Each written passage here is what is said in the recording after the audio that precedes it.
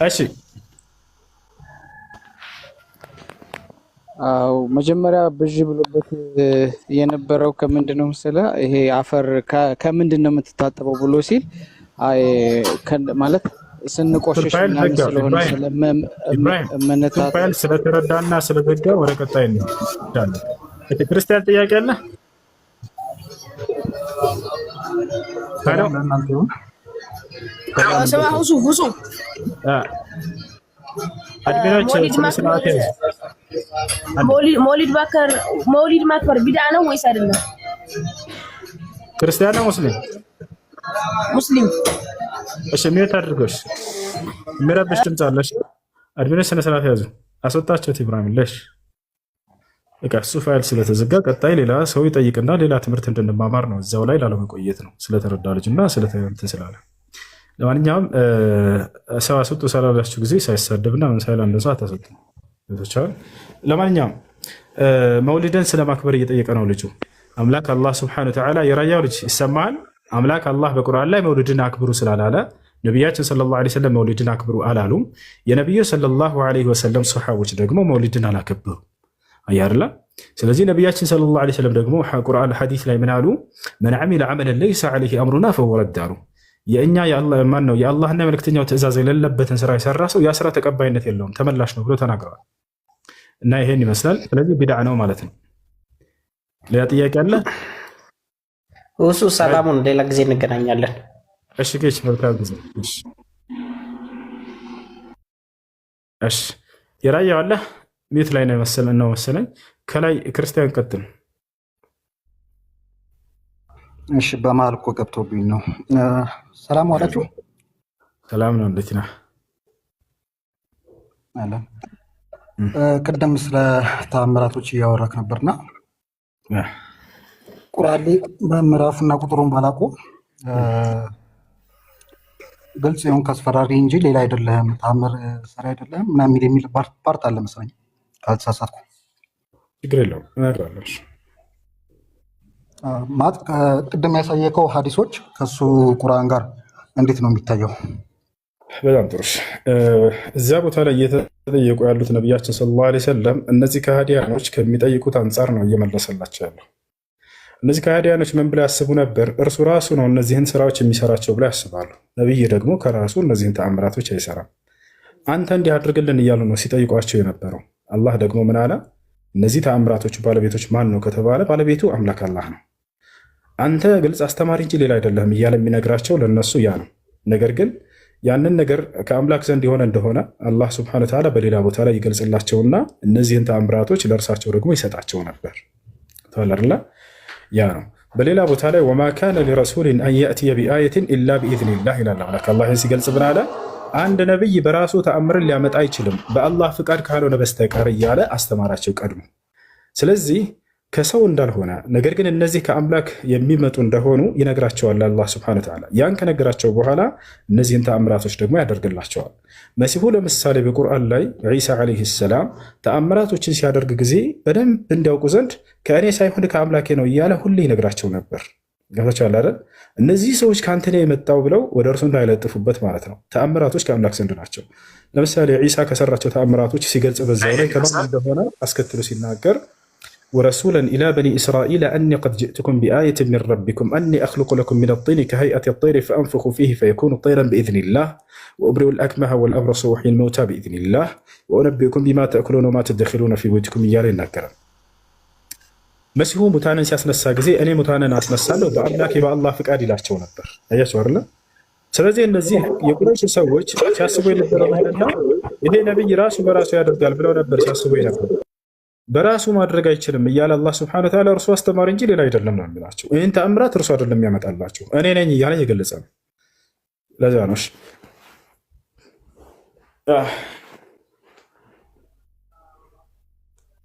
እሺ ክርስቲያን አለ መቀጠል ትችላለህ። አለው አው እየሰማሁህ ነበር እንዳላቋርጥ ብዬ ነው። ማለት አሁን ታምር ሲሰራ በእንትን አይደለም ማለት ታምር ራሱ ማይቻል ነገር ነው። ባባዴ ገብቷል። አሁን ለምሳሌ የሞተን ሰው ማስነሳት ከማይቻሉ ነገሮች መካከል ነው። የትኛውንም ሰው እሱ ከአምላክ ነው። ማንም ሰው ራሱ አይደለም። ልክ ነው። ምን አይነት ተአምር ጠይቀውት ነው እኔ ግልጽ አስተማሪ እንጂ ተአምር ሰሪ አይደሉም ያለው?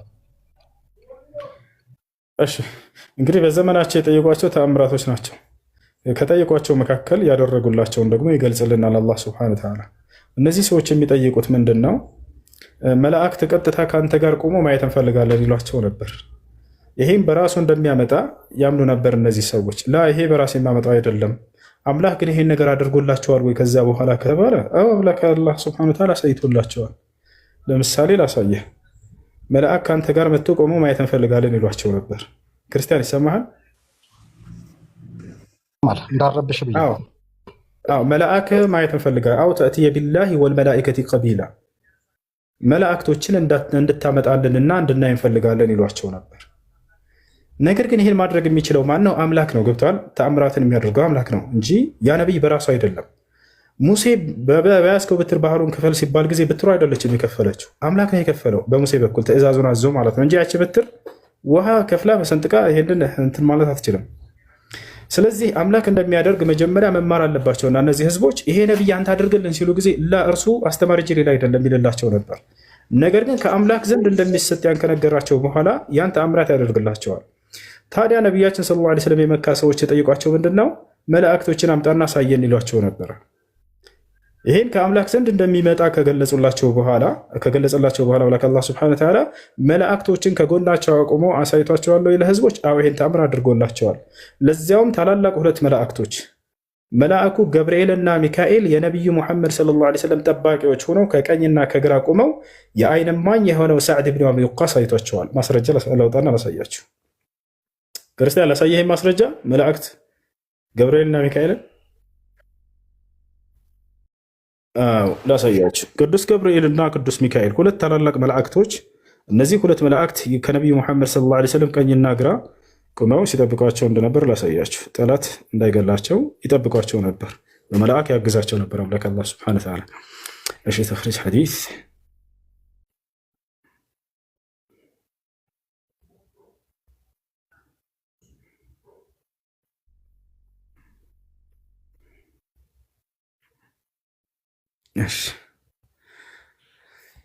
ያውና እዚህ ጋር እንመልከት። ልጆች ሚዩት አድርጉ፣ ሚዩት አድርጉት።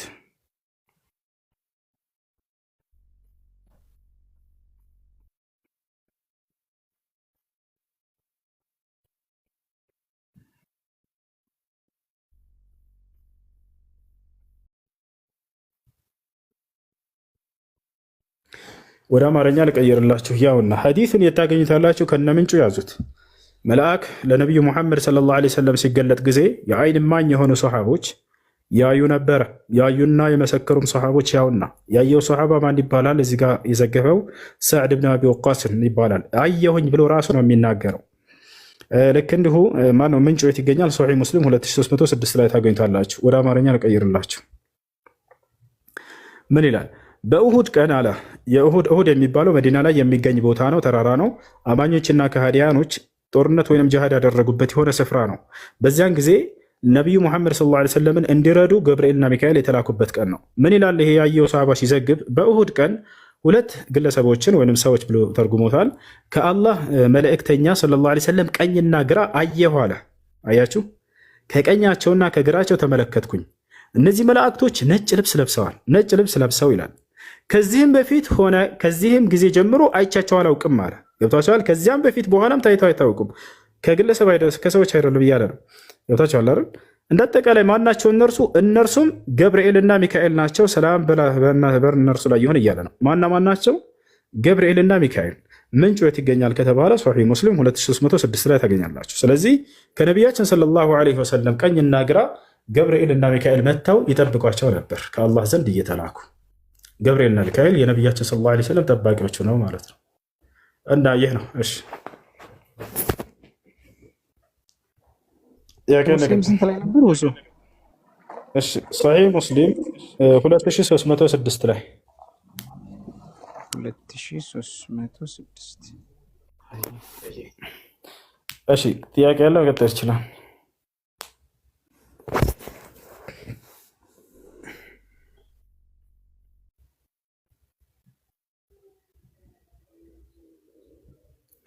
ጥያቄ ያለው ክፍሌ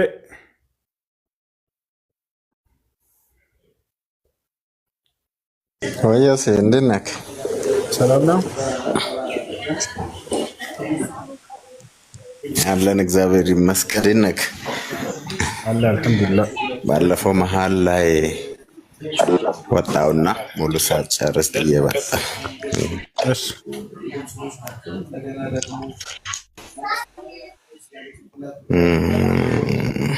እንግዲህ ጥያቄ ብዙ ነው። በጣም ብዙ ጥያቄ አለኝ። ከብዙዎቹ ባለፈው 2 ጥያቄ ጠይቄ ነበረ። ጸሐፊው ከዚህ ዛኔ አልነበረምና ማን ጻፈ? ሙሴን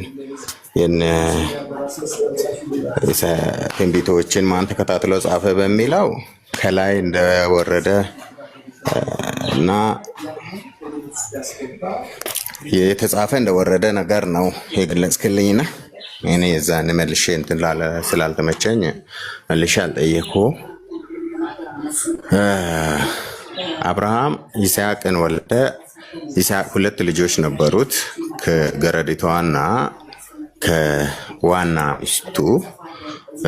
የዋናዋ ይስሐቅ ነበረ፣ ያኛው እስማኤል ነበረ መጽሐፍ ቅዱስ የሚለውና መልሶ ደግሞ ቁርአን የቃል ኪዳኑ ልጅ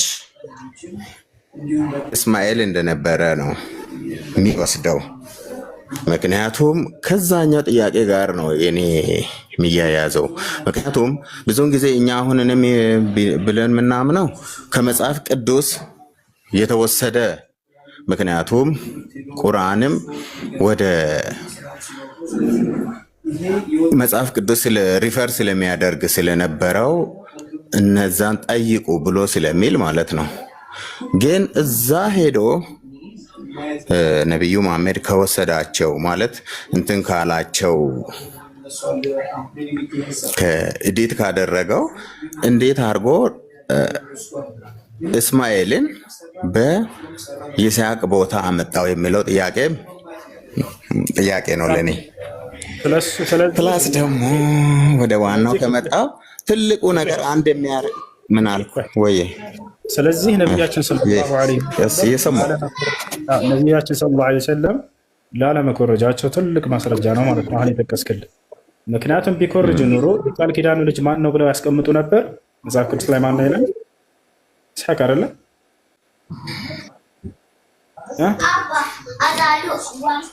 አይደለም። አይ ለምን መሰለህ መኮረጅ አለመኮረጁን እንሄዳለን። ግን አልነበረም። ነብዩ መሐመድ በዛን ጊዜ አልነበሩም። አሁን የጻፈው ጸሐፊው ምን አልክ? አሁን ስለ እርሳቸው ከሌላ መጽሐፍ ስለማንሳታቸው አነሳህ አይደለ? ይቆራረጣል ድምፅ። ያነሳኸው ነጥብ ከሌላ መጽሐፍ ላለመገልበጣቸው ትልቅ ማስረጃ ነው እንዳውም የሚሆነው እያልኩ። ምክንያቱም እንዳንተ እምነት መጽሐፍ ቅዱስ ላይ የቃል ኪዳኑ ልጅ ኢስሐቅ ነው የሚለው አይደለ?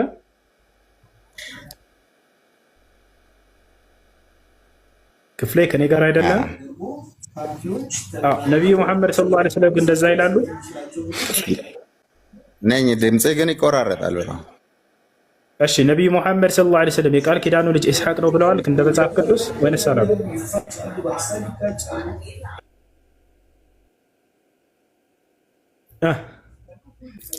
ይስሐቅን የቃል ኪዳኑ ልጅ አይደለም ነው የሚለው። ጥያቄን ግን አልጨረስኩም እኮ አልገባህ እንጂ አንድ ላይ ትመልሰዋለህ። ምን ይላሉ? የቃል ኪዳኑ ልጅ ኢስሐቅ ነው ብለው እንደ መጽሐፍ ቅዱስ ይጽፉ ነበር። አየህ አይደለ? ላለመኮረጃቸው ትልቅ ማስረጃ ያነሳኸው እንደው አየሻን ጥያቄ ነው።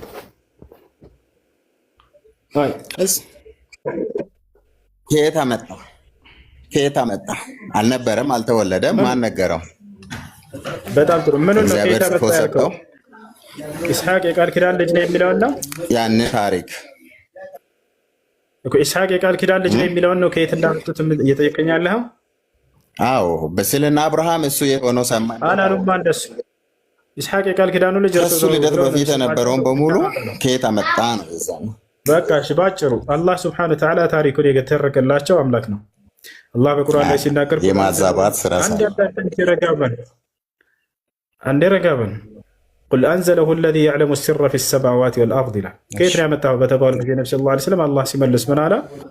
በሰማያትና በምድር ያለውን ሚስጥር ሁሉ ከሚያውቅ ከአምላክ ዘንድ ከእርሱን ያወረደው በላቸው ይላል። አምላክ የሚደበቅበት ነገር አይደለም። ያለፉት ነገራቶች ሁሉ ያውቃቸዋል። ስለዚህ ያንን እውቀቱ ሙሉ ከሆነ ከአምላካችን ከአላህ ዘንድ ነው የወረደው። ለዚያ ነው ስላለፉት ስለ አብርሃም፣ ስለ ኢስሐቅ፣ ስለ ያዕቁብ፣ ስለ ሁሉም ነቢያት የሚተርክላቸው። አላህ በቁርአን ላይ ምን ይላል? ኢና አውሐይና ኢለይከ ከማ አውሐይና ኢላ ኑሕን ወነቢይነ ምን ባዕድህ ይላል።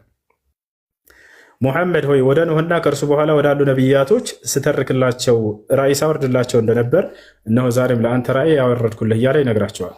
ለእነዚያ ለቀደሙት ነቢያቶች ሁሉ ሲገልጥ የነበረ አምላክ ራሱን የገለጠላቸው ስላለፈው ታሪክ ሁሉ የማይደበቅበት የሆነ አምላክ ይህን ይመስላል። ቀጥል።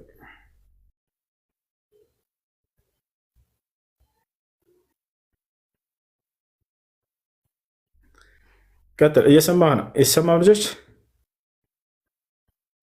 አሎ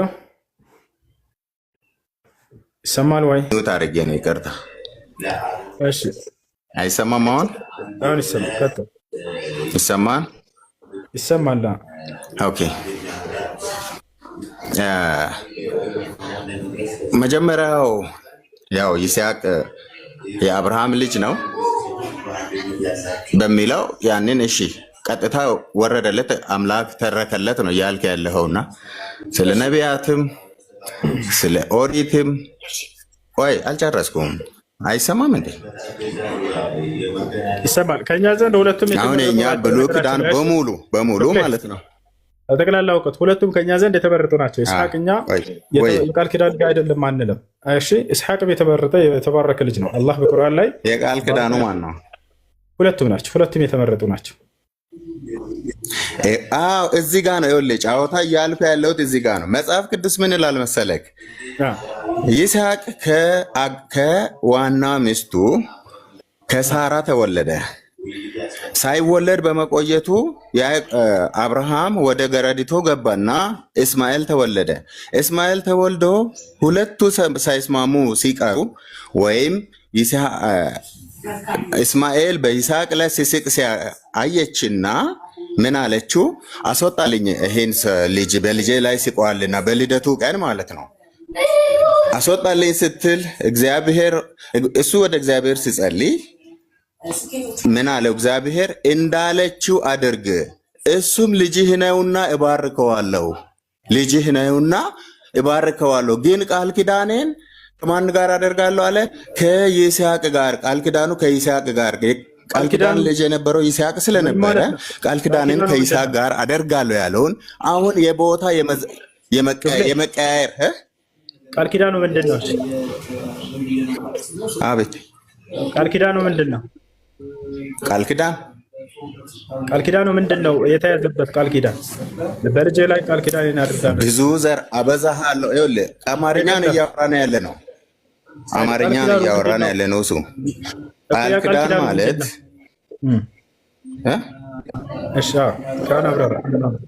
ቃል ኪዳኑ አበዛሃለሁ እንደ ሰማይ ከዋክብት አበዛሃለሁ ያለውን ማለት ነው። እንደ ባህር አሸዋ አበዛሃለሁ ያለው ነው ቃል ኪዳኑ። ለምንድን ነው ይሄ አሁን መጠየቅ የሚያስፈልግ ጥያቄ ነው? እሱ እንደ ቃል ኪዳን ማለት ነው ማለት ነው ትርጉሙ ከመሰረቱ ስንመስ ቃል ኪዳን ከሱ ጋር ይሄንን አደርግልሃለሁ ብሎ ቃል ኪዳን የገባበት እንደ ሰማይ ከዋክብት አበዛሃለሁ እንደ ባህር አሸዋ አበዛሃለሁ ብሎ ያለውን በአብርሃም ላይ ያለውን አይደለም። እሺ ምንድን ነው? እሱ አይደለም ከእርሱ ጋር ቃል ኪዳን ያደረገ የገባው በአንተ ምንድን ነው? በእኔ እንደዛ ነው። እሺ በአንተ እንደዛ አይደለም። መጽሐፍህን ልንገርህ። በአንተ ላይ ያለው ምንድን ነው? ቃል ኪዳኑ ስምምነቱ ምንድን ነው? ግርዘት ነው አለበት። ይህን ቃል ኪዳን ደግሞ እስማኤል ነው ቀድሞ የፈጸመው ከይስሐቅ በፊት። ግርዘት ነው ቃል ኪዳኑ፣ ሌላ ነገር አይደለም። በእኔና በአንተ በልጆችህ መካከል የማደርገውን ቃል ኪዳኔ ይህ ነው፣ ሁሉም ልጆችህ ከብልታቸው ቁልፈት ሸለፈታቸውን ይገረዙ። ይሄ ነው ቃል ኪዳን ያለ መገረዝ። እኛ ምን አሻለ ተደረጋል? የሚከበር ነገር እኮ አይደለም። ቃል ኪዳን እናንተ የምታስቡት ቃል ኪዳን ሲባል የነብይነት ማዕረግን በአንተ ልጆች ብቻ ላይ ያደርጋል ያለ አስመስለው ይነግሯቸዋል። እየሸወዳቸው እንደሱ አይደለም። መጽሐፉ ላይ የሚለው ምንድን ነው? በእኔና በልጆች መካከል የማደርገው ቃል ኪዳኔ ይህ ነው። አልተሳሳትኩም። ማስረጃ ላሳየህ ከመጽሐፍ ቅዱስ። አብሮነቱን ስለመገረዙ አብሮነቱን አይደለም በሱ በፊቱ እንዲሆን አይደለም። ክፍሌ መጀመሪያ ቃል ኪዳኑን ስማልኝ። መጀመሪያ ምንድን ነው ከአብርሃም ጋር የነበረው ከዘመዶች ውስጥ እስቲ አዳምጠኝ። አንተ አንዴ አዳምጠኝ እስቲ። አብርሃምን ከወገኖቹ ከራሱ ከጣዖት አምላኪዎች ለይቶ ሲያወጣ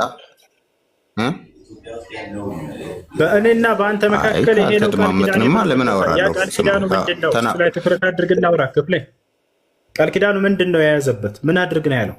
በእኔና በአንተ መካከል የማደርገውም ቃል ኪዳኔ ይህ ነው ካለ በኋላ ምንድነው ቃል ኪዳኑ ብሎ ገለጸ እግዚአብሔር። እኔ እንዳልኩት ነው ግርዘት ነው ወይንስ ሌላ ነገር ነው?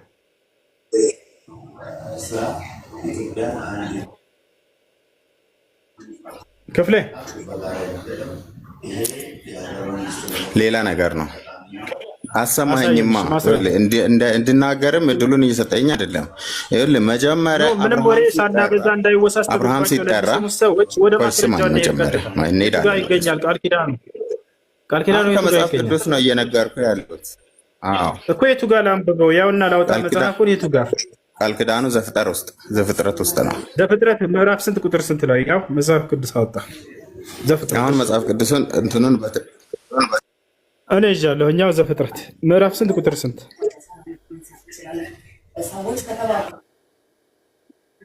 ወይንስ እኔ ላውጣልህ? እንድትይዘው ትችላለህ። ግን አሁን አንተ ያልከውን እኮ በአጭሩ አብራሪች። እኔ ያልኩትን ላሳይ። እኔ የምለው ደግሞ አንተ ተሳስተሃል ስላልከኝ በእኔና በአንተ መካከል የማደርገውን ቃል ኪዳኔ ይህ ነው። ሁሉም ሰው ብልቱ ይገረዝ። እሱን ነው በቃ ላውጣልህ።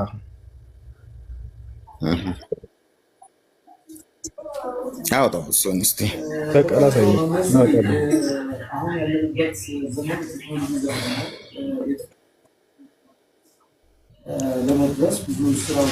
አንዴ ሚወት አድርጉ ልጆች።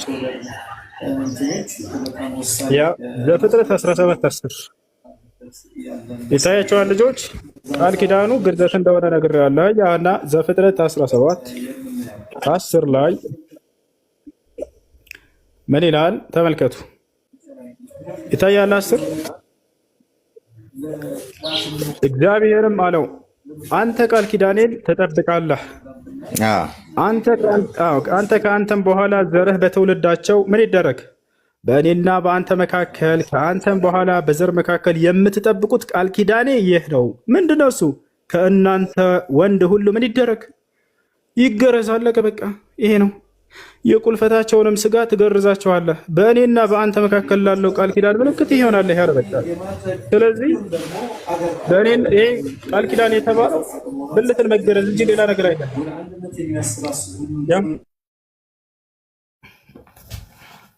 ሃይ ክፍሌ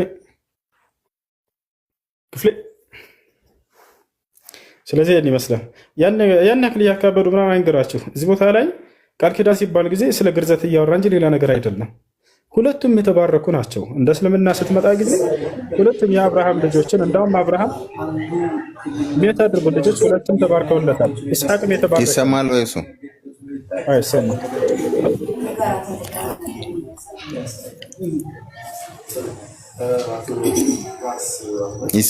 ኦኬ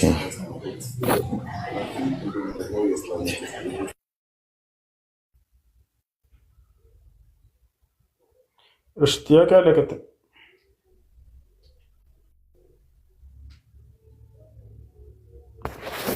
ጥያቄ አለ?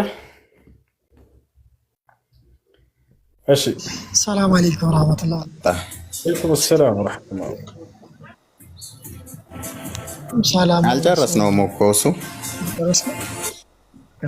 እሺ እንትን ኔትወርክ አይሰራም ነበረ።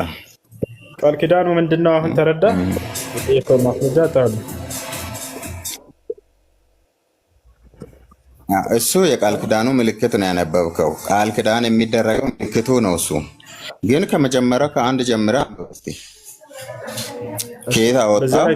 ምን ነበረ ለእሱ ቃል ኪዳን ስለ ምን ነበረ? ምን አደርግልሃለሁ ብሎ ከላይ ጀምረ ያለነው በእኔና በአንተ መካከል ቃል ኪዳኔ ይህ ነው ብሎ የነገረው ምንድን ነው? ያ ቃል ኪዳን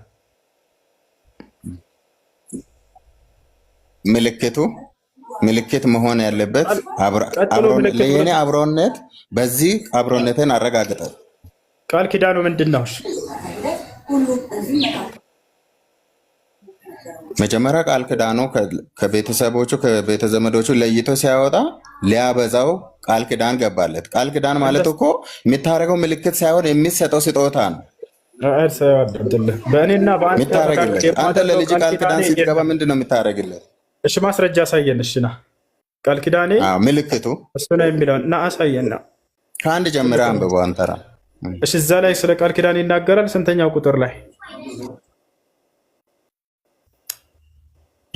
ከአንድ ጀምረህ አንብበው። ከሱ እንዴት እንዳመጣው ብዙ ዘር እንደሚያደርገው ብዙ ዘር ያደርገዋል። ያ ደግሞ ለቅድስና ክፍሌ ብዙ ዘር ያደርገዋል አያደርገውም አይደለም ጥያቄው። ቃል ኪዳኑ በመካከላቸው ያደረገው ምንድን ነው? አምላክ በአብርሃምና በልጆቹ መካከል ያደረገው ቃል ኪዳን ምንድን ነው?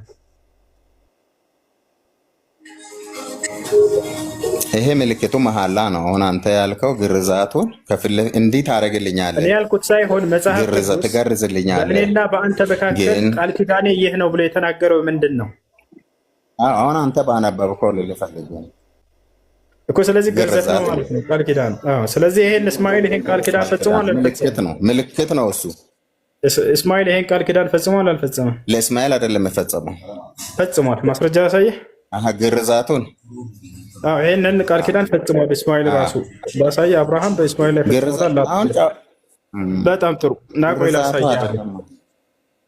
ላሳየህ እንጂ እስማኤል ፈጽሟል ይሄን ቃል ኪዳን። አምላክ በአብርሃምና በልጆች መካከል ያደረገውን ቃል ኪዳን የፈጸመው እንዳውም የመጀመሪያው እስማኤል ነው ከኢስሐቅ በፊት። ማስረጃ ያሳየህ።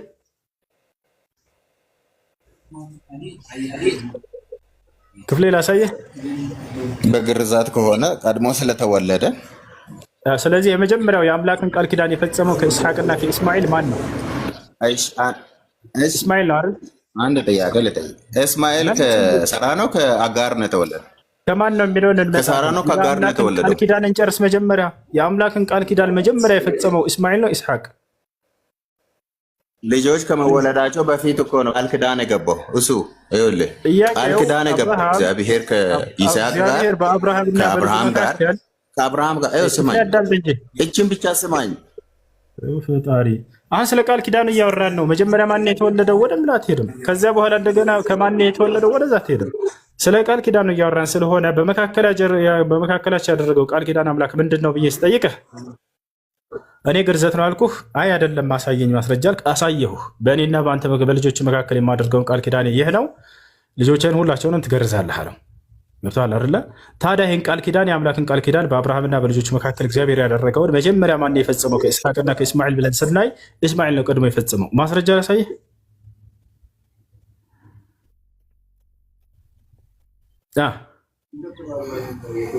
ስለ ግርዛት እኔ ግርዛቱን እኮ ቃል ኪዳን ነው እያልኩ አይደለም። ቃል ኪዳን ምልክቱ ነው እንጂ መጀመሪያ ሰማይ ዝም ብለህ አንተ ተራ ስጠኝ። አንተ አሁን የምታሳየን ምንድን ነው? በእኔና በአንተ መካከል እግዚአብሔርና አብርሃም ናቸው አይደል? መጀመሪያ ልጅ ሳይኖራቸው የተገናኙት። ቃል ኪዳኑ ምንድን ነው? አምላክ በአብርሃምና በልጆቹ መካከል ያደረገው ቃል ኪዳን ምንድን ነው?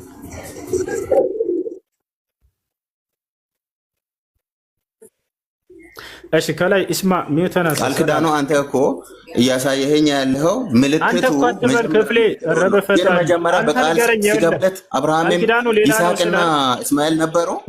እስማኤልና ይስሐቅ ነበሩ እንዴ? በፈጣሪ አምላክ በእርሱና በአብርሃም መካከል ያደረገው ቃል ኪዳን ምንድን ነው? አንተ ንገረንና በማስረጃ እያየን እንድንሄድ። እኔ ያሳየሁ አይደለ? አይደለም ግርዘት አይደለም ብለኸኝ ራሱ እያሳየሁ ነበር። አይ ይሄ ነው እያለ እግዚአብሔር አይ አይደለም አልክ። ሌላ ነው ካልክ አንተ አሳየና ሌላውን ቃል ኪዳኑ ያይ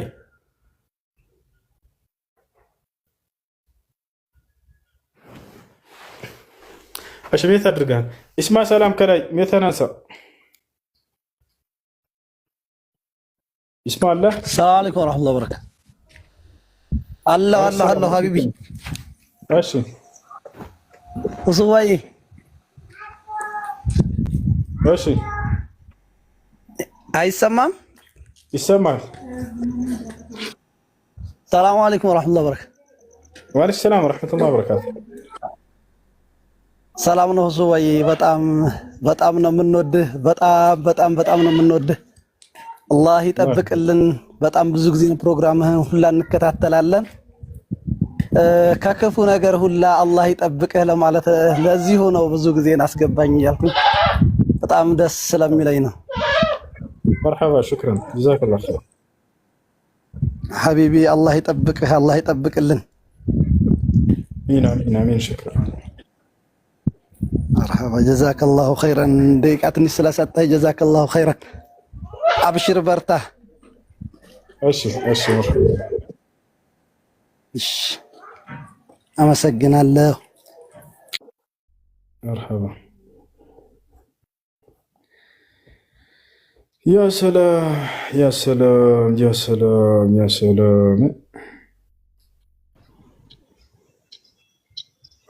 ሰላም አለይኩም። ወአለይኩም ሰላም። እኔ ነኝ ተረኛ። ጥያቄ ልጠይቅ? መርሐባ መርሐባ አኹይ። እንትን ነበረ ሱብሒ ሰላት ቀስር ለሙሳፈር ወደ ኢሻ አምጥቶ መስገድ ይቻላል ወላ ተእኺር ነው? አይቻልም። صلاة الفجر لا تجمع ولا تقصر. ሱብሒ ሶላት አትሰበሰብም አታስብም። ነገር ግን الصلاة الرباعية ነው ሕክም ያለው። እንዲሁም መግሪብ ላይ الصلاة الرباعية የአራት ረካ ባለቤቶች يجوز فيها القصر والجمع للمسافر الذي سافر من بلده التي يقيم يعني فيها إلى بلد آخر ما يبعد من 80 كيلومتر كما أفتى بذلك أهل العلم استنادا على أحاديث النبي صلى الله عليه وسلم في هذا الباب. كسمانا كيلومتر بلا يركت ያለውን ቦታ ከተጓዘ ሰውየው አራት ረካ የሚሰገዱ ሶላቶችን ወደ ሁለት ማሳጠር ተፈቅዶለታል። እንዲሁም ደግሞ ጀምዕ ማድረግ የሚችለው አስሩን ወደ ዙሁር ልክ እንደ ዒሻን ወደ መግሪብ እንጂ ሱብሒና ሶላት አልጁምዓ አይሰበሰቡም። ሶላት አልጁምዓን በተመለከተ ሐናቢላዎች እንደማይሰበሰብ ተናግረዋል። ሌሎች እንኳን ይፈቀዳል ቢሉም ነገር ግን ትክክለኛ አይሰበሰቡም ነው። ምክንያቱም ሶላት አልጁምዓ ራሷን የተለየች ወሬ ሶላት ነች፣ እንደ ዞር አይደለም። አይሽ ኦኬ። እንትን አሁን ለምሳሌ ሱብሒ ላይ ቀስርም ጀምዕም የለም ማለት ነው? ሱብሒ እንዳለች ነች፣ ቀስርም አትደረግም። ቀስር አትደረግም። ወደ አንድ ቀስር ጭራሽ ጀምዕ አትደረግም።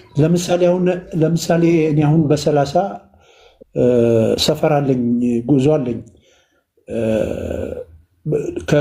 ማነው ሌሊት 9 ሰዓት ሌሊት 9 ሰዓት በረራ አለኝ። ጠዋት 1 ሰዓት ከ5 ነው ላንድ የማደርገው ማለት ነው የማርፈው። ጠዋት 1 ሰዓት ላንድ አደርጋለሁ፣ አርፋለሁ። 9 ሰዓት ነው በረራው። ያኔ እንዴት ነው የማደርገው? አየር ላይ ሆነ መስገድ ወንድም ትችላለህ። አየር ላይ ሆነ መስገድ ትችላለህ። ነቢያችን ሰለላሁ ዐለይሂ ወሰለም በግመል ላይ ሆነ ሰግደዋል። ወቀድ ሰለ ረሱሉላህ ሰለላሁ ዐለይሂ ወሰለም ወሁወ ጃሊሱን ዐላ ራሒለቲሂ ሐዲስ ላይ ምስል መጥተዋል። ነቢያችን ሰለላሁ ዐለይሂ ወሰለም በግመላቸው ላይ እየተጓዙ እያሉ ሰግደዋል። ምንም እንኳን አንዳንድ ዑለሞች ለዋጅብ ሶላት አይቻልም ቢሉም ሰውየው የሚሰግድበት ምንም አማራጭ ከሌለ ችግር የለውም። አይ ወዙ ይቅርታ፣ እስቲቅባሉስ አንድ ጥያቄ እስቲቅባሉስ የዛን አይልም ማለት መስፈርት አይሆንም። እሱ እንትኑ ከሌለ ቦታው ምንም አማራጭ የሌለበት ሁኔታ ላይ ከሆነ ወቅቱ ማለፍ ስለሌለበት ባለበት ሁኔታ ትሰግዳለህ። እስቲቅባሉን በተመለከተ ነቢያችን ሰለላሁ ዐለይሂ ወሰለም አልቂብላ በይነል መሽሪቅ ወልመግሪብ ብለዋል። ቂብላ በምስራቅና በምዕራብ መካከል ነች ብለዋል። ስለዚህ ወደ ፀሐይ መውጫ ቦታ እንዳትሰግድ፣ ወደ ፀሐይ መጥለቂያ ቦታም እንዳትሰግድ። ነገር ግን በሁለቱ መካከል ነችና ያንን አስበህ አንተ በቻልከው አቅም መስገድ። ለምሳሌ አሁን በዛ ሰዓት አሁን አውሮፕላኑ ወዴት አቅጣጫ እንዳለ አያስታውቅም እና እንዴት አቅጣጫ ወዴት እንደተቅጣጫ ያላቅም አውሮፕላኑ ለምሳሌ በዛ ሰዓት ወንድም በቻልከው አቅም ያንን ቀደርጋ ወስንና እንትን በል መስገድ ነው ያለብህ። ወደ ፀሐይ መጥለቂያ ቦታ መስገድ አይቻልም፣ ወደ ፀሐይ መውጫ ቦታ መስገድ አይቻልም። ነገር ግን በቻልከው አቅም መካከል ነው ብለህ የምታየው ይሰማል። በዚያ ሁኔታ መስገድ ነው። ይህም ደግሞ ነገሩን መወሰን የማትችልበት ቦታ ከሆነ ፕሌን ላይ ከሆነ ፀሐይ የማይታይበት ቦታ ላይ ከሆን ካንተ የዛኔ ፈተቁላህ መስተጣዕቱም ብሏል አላህ። በቻላችሁት አቅም እኔን አላህን ፍሩ፣ እኔን ታዘዙ ብሏል። በዚያ ሰዓት አልቻልክም ይሄን ነገር ለመወሰን ወዴት እንደሆነ ቅብላው። ነገር ግን ወቅቱና ጊዜው ሊያልፍብህ ነው። ወቅቱ ሳያልፍ በፊት ያን ሶላት መስገድ አለብህ። ይሄ ነው። በዚያ ሁኔታ አሰጋገዱስ ጠቀሳ ነው። አሰጋገዱ ነቢያችን ሰለላሁ ዐለይሂ ወሰለም ሶሊ ቃኢመን ፈኢን ለም ተስተጢዕ ፈቃዒደን ፈኢን ለም ተስተጢዕ ፈዐላ ጀንብ ፈኢን ለም ተስተጢዕ ፈአውሚ ኢማን አሉ። ቁማችሁ ስገዱ፣ ቁማችሁ መስገድ ካልቻላችሁ ቁጭ ብላችሁ ስገዱ ብለዋል።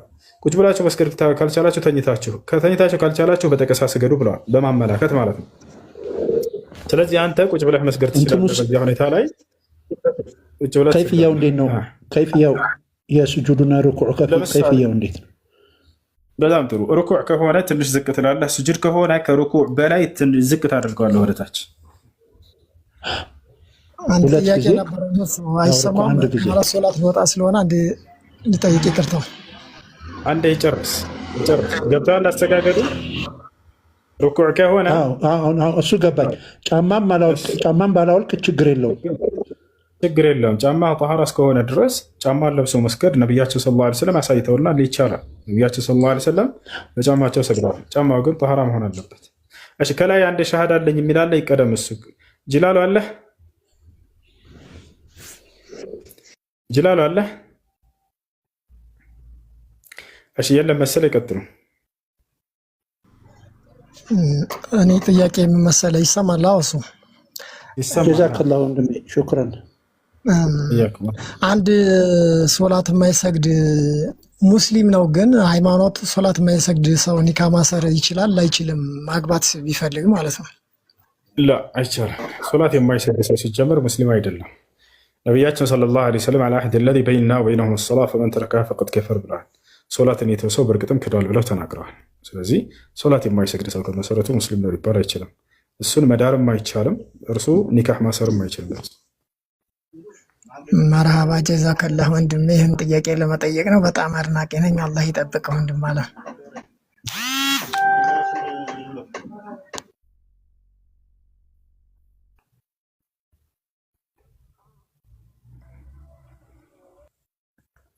እሺ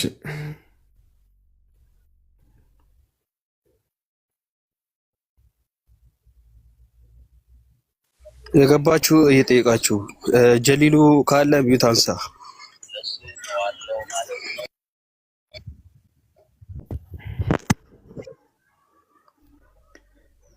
ሁሱ ይሰማል? ቅድም አንድ ነገር ወንድማችን ተናግሮ ነበረና ጠይቀው ነበረ ስለ አንድ እግዚአብሔርን አንድ አምላክ ነው ወይ የምታመልከው ብለህ። እሺ እንግዲህ ስሙን እንኳን ብዙም አላስታውሰውም፣ ግን አብዱል ከሪም ነው የሆነ ብቻ የሆነ ልጅ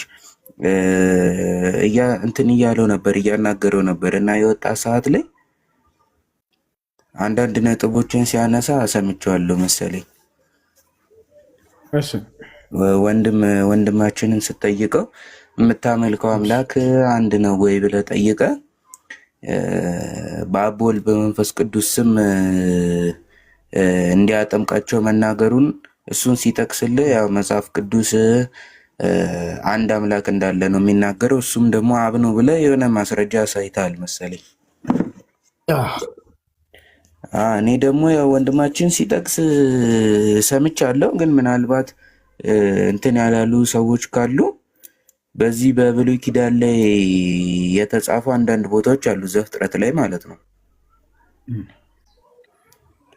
ምዕራፍ 1 ከቁጥር 26 ከቁጥር 2 ከቁጥር 18 እና 3 ከቁጥር 22 ላይ ማለት ነው ዘፍጥረት። አንድም እንፍጠር የሚለው ያው ሁለቱ ላይ ማለት ነው ከምዕራፍ 1 ቁጥር 26 ምዕራፍ 2 ቁጥር 18ም እንደዚያው ምዕራፍ 3 ቁጥር 22 ላይ ደግሞ እግዚአብሔርም አለ መልካሙን ክፉውን ለማወቅ አዳም ከኛ እንደ አንዱ ሆነ የሚለው ማለት ነው ከብሉይ ኪዳን እና ወንድማችን ሚን ሲል ሰሞት በመጽሐፈ ኩፋሌ እንዲህ ብሎ የተናገረው ለመላእክቱ እንደሆነ ያሳያል ብሎ ነበር። ብሎ ለመላእክቱ ነው እንደዛ ይላል። ማስረጃ አለ?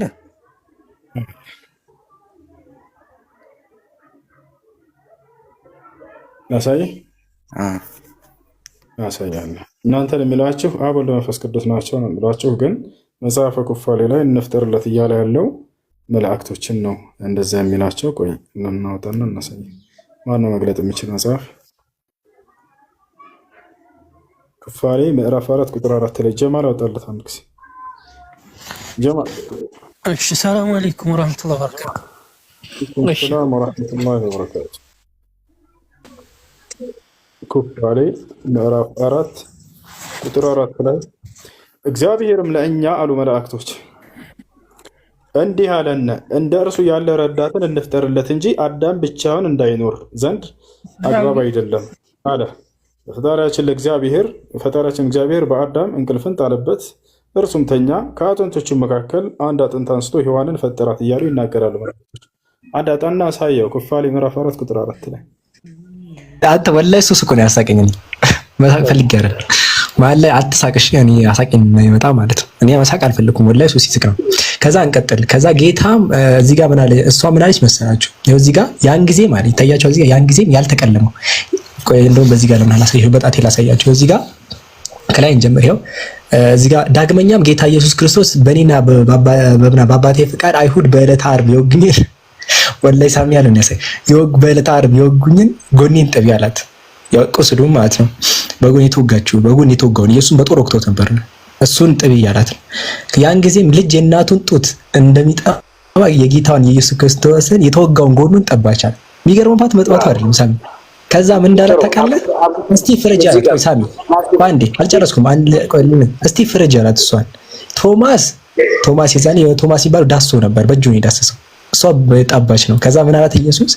ጌታም ቶማስ የተወጋውን ጎኔ እንዳሰሰ፣ አንቺ ግን ጠባሽ። እስኪ ከዳሰሰና ከጠባ ብልጫ ያለው ማን ነው? ፍረጅ አላት። እሷ ሼም ዟት መሰለኝ አላውቅም፣ ግን ጸጥ አለች፣ ዝም አለች። ከዛ ኢየሱስ በእንጂ ሲላት አትሳቅ በእንጂ ሲላት እርሷ የጠባህ ይበልጣል አለች። እሺ ላስረዳህ እኔ ላስረዳኝ። እሺ አሁን እዚህ ጋር ምን እንደሆነ ታውቃለህ? እዚህ ዓለም ላይ ሁለት ኪንግደም ነው ያለው። አንዱ ኪንግደም የእግዚአብሔር መንግስት ነው፣ አንዱ መንግስት ደግሞ የሰይጣን መንግስት ነው ያለው። ያ የሰይጣን መንግስት ለአሁኑ ክርስቶስ ሰምራ ጠይቋት የምር ሆኗል ይሄ ወይስ አይደለም? እኮ እሱ ነው ለሰ ይሄ አልቀበለውም። በቃ አይቀበሉም። ይሄንን አይቀበሉም። እኔ የምቀበለው አሁን ለምሳሌ ታች የማየው ኦርቶዶክስ ነው። አዎ ኦርቶዶክስ ሆነስ ዝም ብለህ የታባቱ አልቀ ይሄ መቼም ሊሆን አይችልም። ይሄ ልንገርህ አንተ ጀግና ነህ፣ ጀግና ወላሂ ጀግና ምንም አልቃወምም። ወላሂ ጀግና ግን ኦርቶዶክስ ግን ትቀበላለች መጽሐፍ አይደለም? አይቀበልም እኮ ላሳየህ። ገድለ አቡነ ተክለ ሃይማኖት ላይ ብታወጣ ብዙ ነገር ልታሳየኝ ትችላለህ። አሁን አንተ ላይ ማየው አይደለም? ይሄው ላሳየክ በመላው አንተ ቤተክርስቲያን እንደሆነ ላሳየክ። በዚህ አልከራከር አብዱከሪም፣ እኔ በዚሁ አልከራከር። እኔ የምከራከረው መጽሐፍ ቅዱስ ላይ ያ በመንፈስ ተመርቶ በመንፈስ ቅዱስ ተመርቶ ለምሳሌ አሁን ይሄ ነገር ተፈጽሟል ብለህ ታምናለህ? ክርስቶስ ሰምራ የኢየሱስ አልተፈጸመም። እንደዛ አይነት ድህነት በክርስትና ላይ የለም። ጌታ ተሰቀለ፣ በሶስተኛው ቀን ሞት እንዲችል አድርጎት። ይሄ ጥሩ ልጅ ነው በነገራችን፣ ጎበዝ ነህ ሳሚ። በቃ ምንም እንኳን ኦርቶዶክስ ብትሆን የኦርቶዶክስ መጽሐፍት ላይ ያው የኦርቶዶክስ ቤተ እምነት ነው በነገራችን ላይ በትክክል የኦርቶዶክስ የተዘጋጀ መጽሐፍ ነው። በቃ አልቀበሉም ካለ አልቀበሉም መጥቶ ነው። እሺ እንትንስ ተቀብለዋለህ? ይሄ ገድለ መባጽዮን ላይ ማለት ነው። ገድለ መባጽዮን ላይ ገድላት ምናምን አቁመው አትቀበሉም። አልቀበለውም። ገድለ ተክለ ሃይማኖት ምናምን የምትለው አልቀበለውም። እኔ የምቀበለው መጽሐፍ ቅዱስና በክርስትና ያለው ትክክለኛ ያ ኦሪየንታል ኦርቶዶክስ ያ ትክክለኛ ኦርቶዶክስ ያልተበረዘ በመካከል አንድ ነገር ተናግሯል። ጋይስ አንድ ነገር ተናግሯል ሳሚ። ምን አለ መሰላችሁ? ኦሪየንታል ኦርቶዶክስ አለ። ኦርቶዶክስ ለሁለት ይከፈላል። እሺ ያ ጀማ ብዙ ጊዜውን ኦርቶዶክስ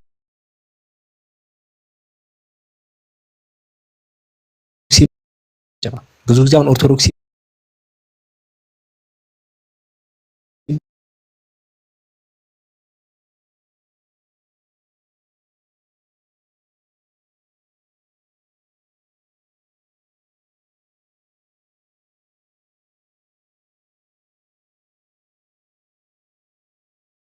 ሁለት ቲም ነው ያለው። ይሄ ኢትዮጵያ ግብጽ ምናምን ያሉበት ቲም አለ። ኢትዮጵያ ግብጽ ኤርትራ ምናምን እነዚህ አንድ ቲም ናቸው።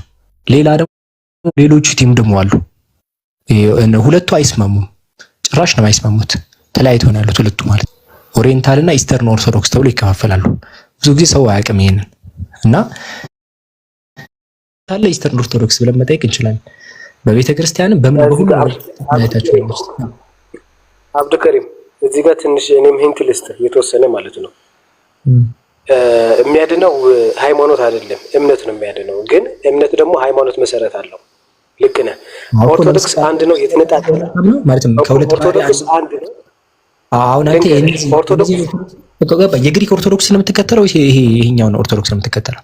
ኦርቶዶክስ ምን መሰለህ ኢትዮጵያና ግሪክ ያለው ኦርቶዶክስ አንድ ነው። ውስጡ ግን እምልክ ከዛ በኋላ ለምሳሌ ሃይማኖት እነሱ እኮ ተለያዩ እኮ አንድ አይደለንም ማለት ምንድነው? አንድ ነው የምትለው አንተ። እነሱ እኮ አንድ አይደለም የምትለው አንተ። እነሱ የተለያዩት ካቶሊክና ኦርቶዶክስ እኮ ነው። አንተ ተረሳ ኦርቶዶክስ አይደለም በቃ አንድ እኮ ማለት ነው። የተለያዩበት ካቶሊክ መጀመሪያ ላሳየህ እኔ ላሰማክ ከፈለክ ላሰማሃቸው። በመጀመሪያ ብቻ የኬልቄዶን ጉባኤ ያሳየህ። እሺ ኒቂያ ጉባኤ አልተጣሉም። አንዴ ልንገርክ። ኒቂያ ጉባኤ 325 ላይ የተፈጸመ ነው። ከዛ የሆነ ኬልቄዶን ጉባኤ ከዛ በኋላ ነው። ኬልቄዶን ጉባኤ ላይ ምን መጣ መሰለህ? እዛ ጉባኤ ላይ ኢየሱስ ሁለት ባህሪ ነው የሚል ሀሳብ ተነሳ። ጀማዓው ማለት ጉባኤው የኬልቄዶን ጉባኤ የወሰነው ኢየሱስ ሁለት ባህሪ ነው የሚለው ሰዋዊ ባህሪ ያልተነጠለ ግን ሰዋዊ ባህሪና መለኮታዊ የሚል ሁለት ባህሪ አክሴፕት አደረጉ። የዛን ምን ተፈጠረ? እነዚህ ተገነጠሉና ወጡ። ከኬልቄዶን ጉባኤ በኋላ እነዚህ ወጡ። እናንተ ያላችሁበት ማለት ነው። እነሱ ወጡና ነው ኢየሱስ ከሁለት ባህሪ አንድ ባህሪ ነው። አሁን ኦርቶዶክስ የሚጠይቃቸው ኢየሱስ ስንት ባህሪ ትላቸው? አንድ ባህሪ ይለዋል። ከሁለት ባህሪ አንድ ባህሪ ነው የሚሉት። እንደዚህ ደግሞ የስተት ነው። ኢየሱስ አንድ ባህሪ አይደለም ይለዋል እነዛ ጋር ሄደ በጠይቃቸው። ስለዚህ የኬልቄዶን ጉባኤ ስለማይቀበሉ ተገንጥለው ወጡ። እዚህ ላይ ተለያያችሁ ማለት ነው።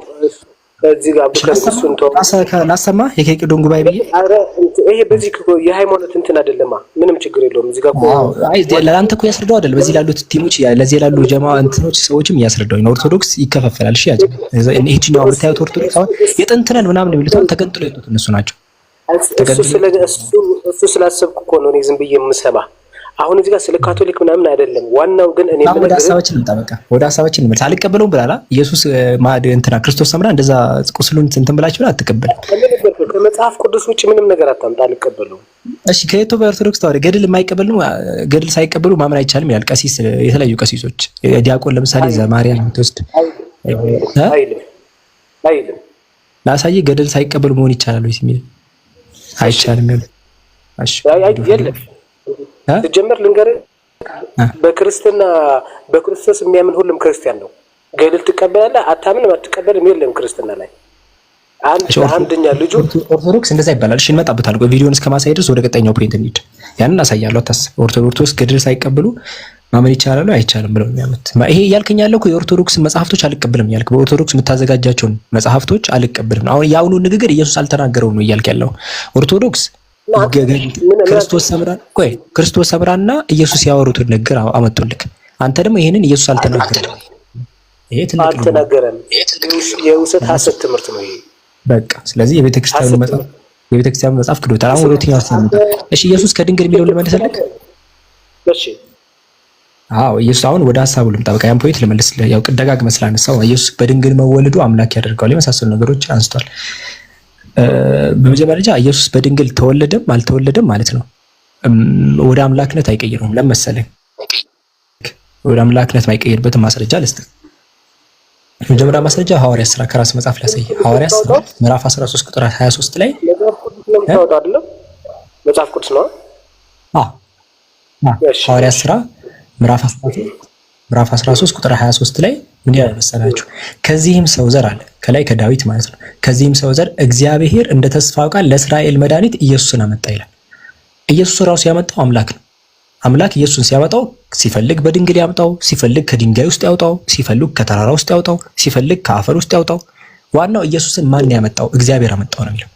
ስለዚህ እዚህ ጋር የምትመለከቱት ምንድነው? ኢየሱስ አምላክ እንዳመጣው። ስለዚህ አምላክ ካመጣው በኋላ በምንም ሲምጣ አምላክነት አለመሆኑን ነው የሚያሳይ። ኢየሱስን ማን ያመጣው? አምላክ ነው ያመጣው። ይታያቸዋል። እግዚአብሔር አመጣው ነው የሚለው።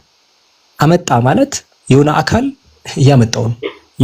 ኢየሱስ የሆነ ሰው አስቀመጠው ከተባልክ የሆነ አስቀማጭ አለ፣ የተቀማጭ አለ፣ እዚህ ጋር አምጪ አለ፣ የሚመጪ አለ። ስለዚህ አምላክ ነው ኢየሱስን ያመጣው።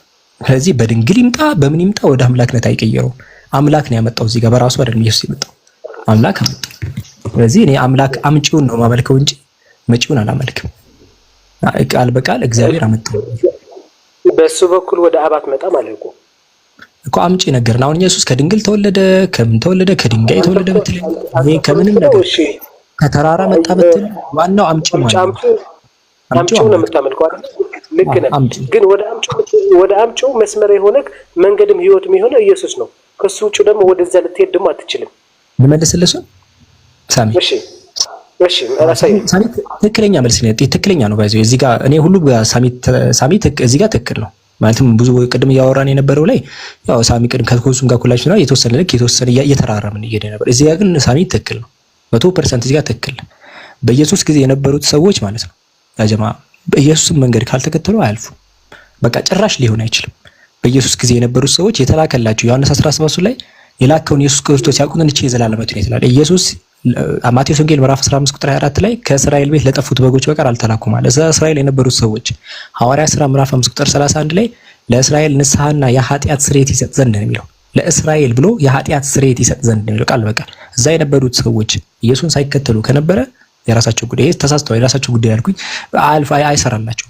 ግን መጽሐፍ ቅዱስ ሳሚዬ ካነበብከው የአዲስ ኪዳን መካከለኛ ነው የሚለው ቃል በቃል ኢየሱስ የአዲስ ኪዳን መካከለኛ የሁል ጊዜ አይደለም የሚለው። ላሳየ የአዲስ ኪዳን ነው የሚለው። የአዲስ ኪዳን ማለትም በኢየሱስ ጊዜ የነበረ ማለት ነው። የብሉይ ኪዳን አይደለም። የብሉይ ኪዳን እነ ሙሴ ምናምን አሉ። ግን የአዲስ ኪዳን መካከለኛ ነው የሚለው። እኛ ደግሞ አሁን እኛ አዲስ ኪዳን አይደለም ያለነው፣ እኛ አዲስ የቁርአን ጊዜ ነው ያለነው። ለዛ ሌላ መካከለኛ አለን ነው።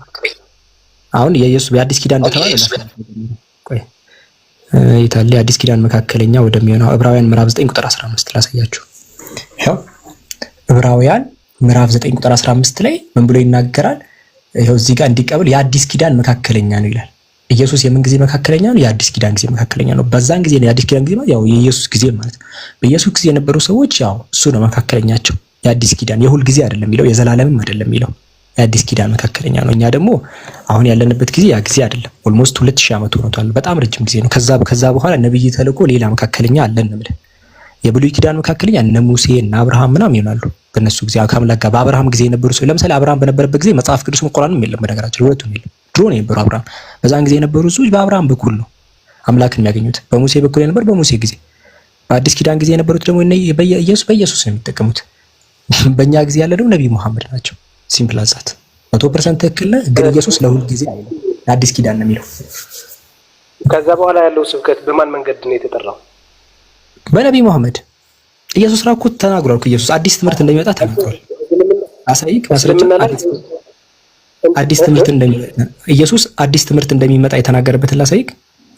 እሺ ያውን ያለው በቂ ነው አላለም። ሌላ ትምህርት እንደሚመጣ ተናግሯል። እሺ ላሳያችሁ። እሺ የተከመሰላችሁ ቁጥር ዮሐንስ ወንጌል ምዕራፍ 16 ቁጥር 12 ላሳያችሁ። ዮሐንስ ወንጌል ምዕራፍ 16 ቁጥር 12 ላይ ኢየሱስ ምን አላቸው መሰላችሁ? ለደቀ መዛሙርቱ በዛን ጊዜ ነው ለደቀ መዛሙርቱ እየነገራቸው ነው፣ ወይም ደግሞ ያው ያስተላለፈ ነው መልእክቱን። የምነግራችሁ ገና ብዙ ነገር አለኝ አለ ኢየሱስ። እንግዲህ አስተምሮ ማለት ነው። ከዛ ምን አለ? የምነግራችሁ ብዙ ነገር አለኝ፣ ነገር ግን ልትሸከሙት አትችሉም አለ። የምነግራችሁ ብዙ ነገር ነበረኝ፣ ግን አትሸከሙትም አለ። ከዛ ምን አለ? የእውነት መንፈስ በመጣ ጊዜ እሱ ይመራችኋል አለ። የሆነ መጥቶ የሆነ አዲስ ነገር እንግዲህ እንጠብቃለን። አዲስ ነገር ምክንያቱም ለደቀ መዛሙርቱ ነግሯቸው የማይቀበሉትን እንትን የማይችሉትን ነገር አዲስ የሆነ በቃ በጣም ይበዛል ያለው ኢየሱስ። ምክንያቱም እናንተ አሁን የምትሰብኩት የተነገረ ነገር ነው የምትሰብኩት። ኢየሱስ ደግሞ አዲስ ነገር አለ ልትሸከሙት አትችሉም ብነግራችሁ ነው ያላቸው። ከነገርኳችሁ አትሸከሙትም ማለት ይሄ ማለት ኢየሱስ ያልተናገረው የሆነ አንድ አዲስ ትምህርት አለ ማለት ነው። ምክንያቱም እናንተ አሁን የምትሰብኩት የኢየሱስን እየተነገረው ነው የምትደጋግሙት። ኢየሱስ ደግሞ የሆነ ያልነገርኳችሁ ነገር አለ ነው ያለው። ልትሸከሙት አትችሉም ነው ያለው። ከዛ ግን ምን አለ? የሚነግራቸው አካል አለ። ምን አለ? እርሱ የሕይወት መንፈስ በመጣ ጊዜ የሚሰማን ሁሉ ይናገራል እንጂ ከራሱ አይናገርም። ያ የሚመጣው አካል ሰምቶ የሚያስተላልፍ አካል ነው። እርሱ ያከብረኛል አለ። ያ የሚመጣው አካል እኔን ያከብረኛል አለ። ነብዩ ሰለላሁ ዐለይሂ ወሰለም ኢሳ አለይሂ ሰላም አላከብሩት ነግረውናል። ምን እንደሚመስል ማለት ነው። ይመጣል አለ። ይሄ የሚመጣው አካሉላ ለምንድን ነው የሚመጣው ሲባል እርሱ መጥቶ ስለ ኃጢአት ስለ ጽድቅም ዓለምን ይወቅሳል አለ። ዓለምን ይወቅሳል አለ። ዓለምን ሶስት ነገር ያዙልኝ። ያ የሚመጣው አካል አዲስ ትምህርት ይዞ ነው የሚመጣው። ያውም በዛን ጊዜ ኢየሱስ ብናገረው እናንተ አትሸከሙትም ያለው። ሁለት ከራሱ አይደለም የሚናገረው ሰምቶ ነው የሚያስተላልፈው። ሶስት ዓለምን ነው የሚወቅሰው ዓለምን። አራት ስለ ኃጢአት ስለ ጽድቅ በእኔ ስለማያምኑ እንኳን አለ ስለ ኢየሱስ ማያምኑትን ላይ ስለዛው ላይ ይሰብካል ዓለምን አለ። እኔ ምን አይነት ዲስክሪፕሽን ነው የምፈልገው ከዚህ በላይ? ሁሉም የተጠቀሱት ነብዩ ሰለላሁ ዐለይሂ ወሰለም ነው የሚያምኑ።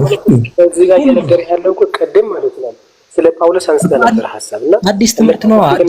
ኧረ ጳውሎስ የኢየሱስ ትምህርት ነው ያስተማረው እኮ የኢየሱስ ትምህርት ሲሆን ማለት ነው ጳውሎስ ነው ያስተማረው። ጳውሎስ መጀመሪያ ኢየሱስ ተቋሚ ይሄ ጳውሎስ ነው የምትለኝ? የኢየሱስ ተቋሚ ነበረ እና ከኢየሱስ በኋላ የተነሳው ይሄ ስለ ጳውሎስ ነው የተነገረው ነው የምትለው? ይሄ ስለ ጳውሎስ ነው የተነገረው ነው? እስቲ የታለ ጳውሎስ እኮ ደቀ ሐዋርያት ነው ሲከተል የነበረው እሱ ራሱ እንኳን አዲስ ትምህርት ያመጣ ቀርቶ ማለት ነው። እኛ ከሰብክንላችሁ የተለየ ወንጌል የሚሰብክ እኮ እያለ እየተናገረ ነው የነበረውን ወንጌል ይሰብክ። አሁን እኮ አብዱከሪም አንተ አሁን እኮ አዲስ ትምህርት ብለህ የምታመጣው ቢያንስ እስልምና አዲስ ትምህርት ብለህ ካሰብከው ኢየሱስ የሚቃወም ትምህርት እኔ አይደለም ያልኩት። ኢየሱስ ልትሸከሙት አትችሉም ነው ያላቸው። ኢየሱስ እኮ ከእርሱ ጳውሎስ እኮ ከእርሱ የሰማናት እያለ እየተቃወመ ነው ይቃወማል። አይቃወም ይለው ልመጣ አታስብ። ቆይ ኢየሱስ እየተቃወምከው ነው አይደል? ቆይ አንዴ ይቅርታ። ይቃወማል ሲጀመር ሲቀጥል ደግሞ እንትን አይደለም። ቆይ ይቃወማል አይቃወምም የሚለው ልክ እንመጣለን። የተቃወመው እኮ ከአንተ አስተሳሰብ ጋር ነው እንጂ ከትምህርቱ ጋር አይደለም። ከኢየሱስ ትምህርት ጋር እኮ አልተቃወምም።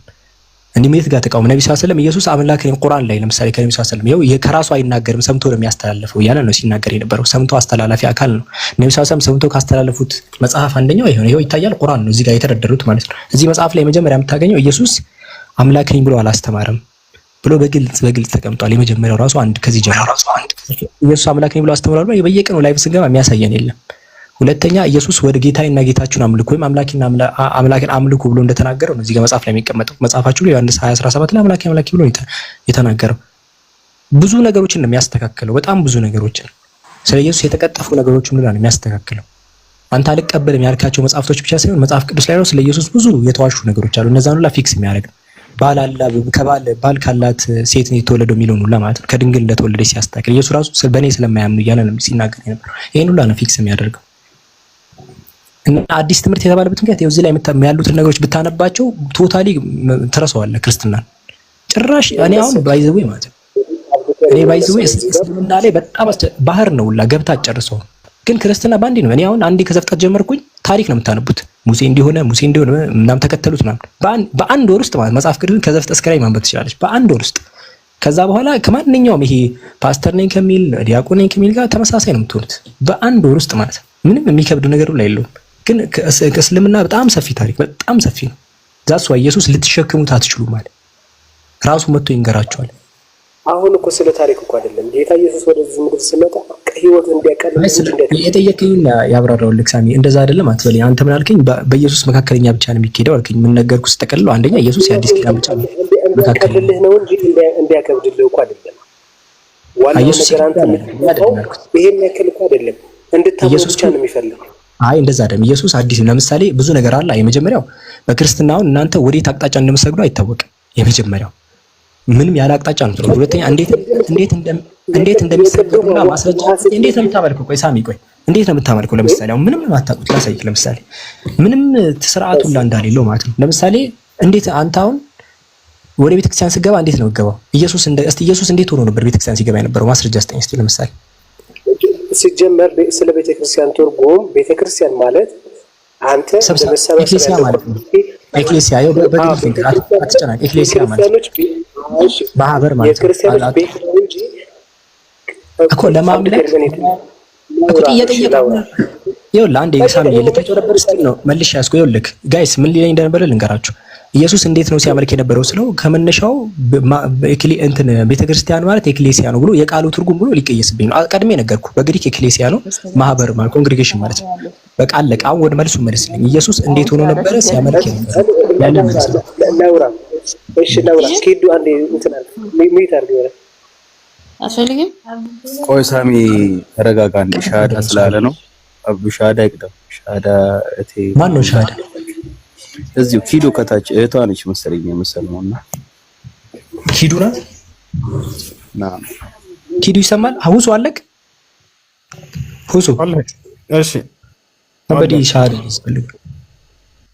ኪዱ አለሽ? አለሁ።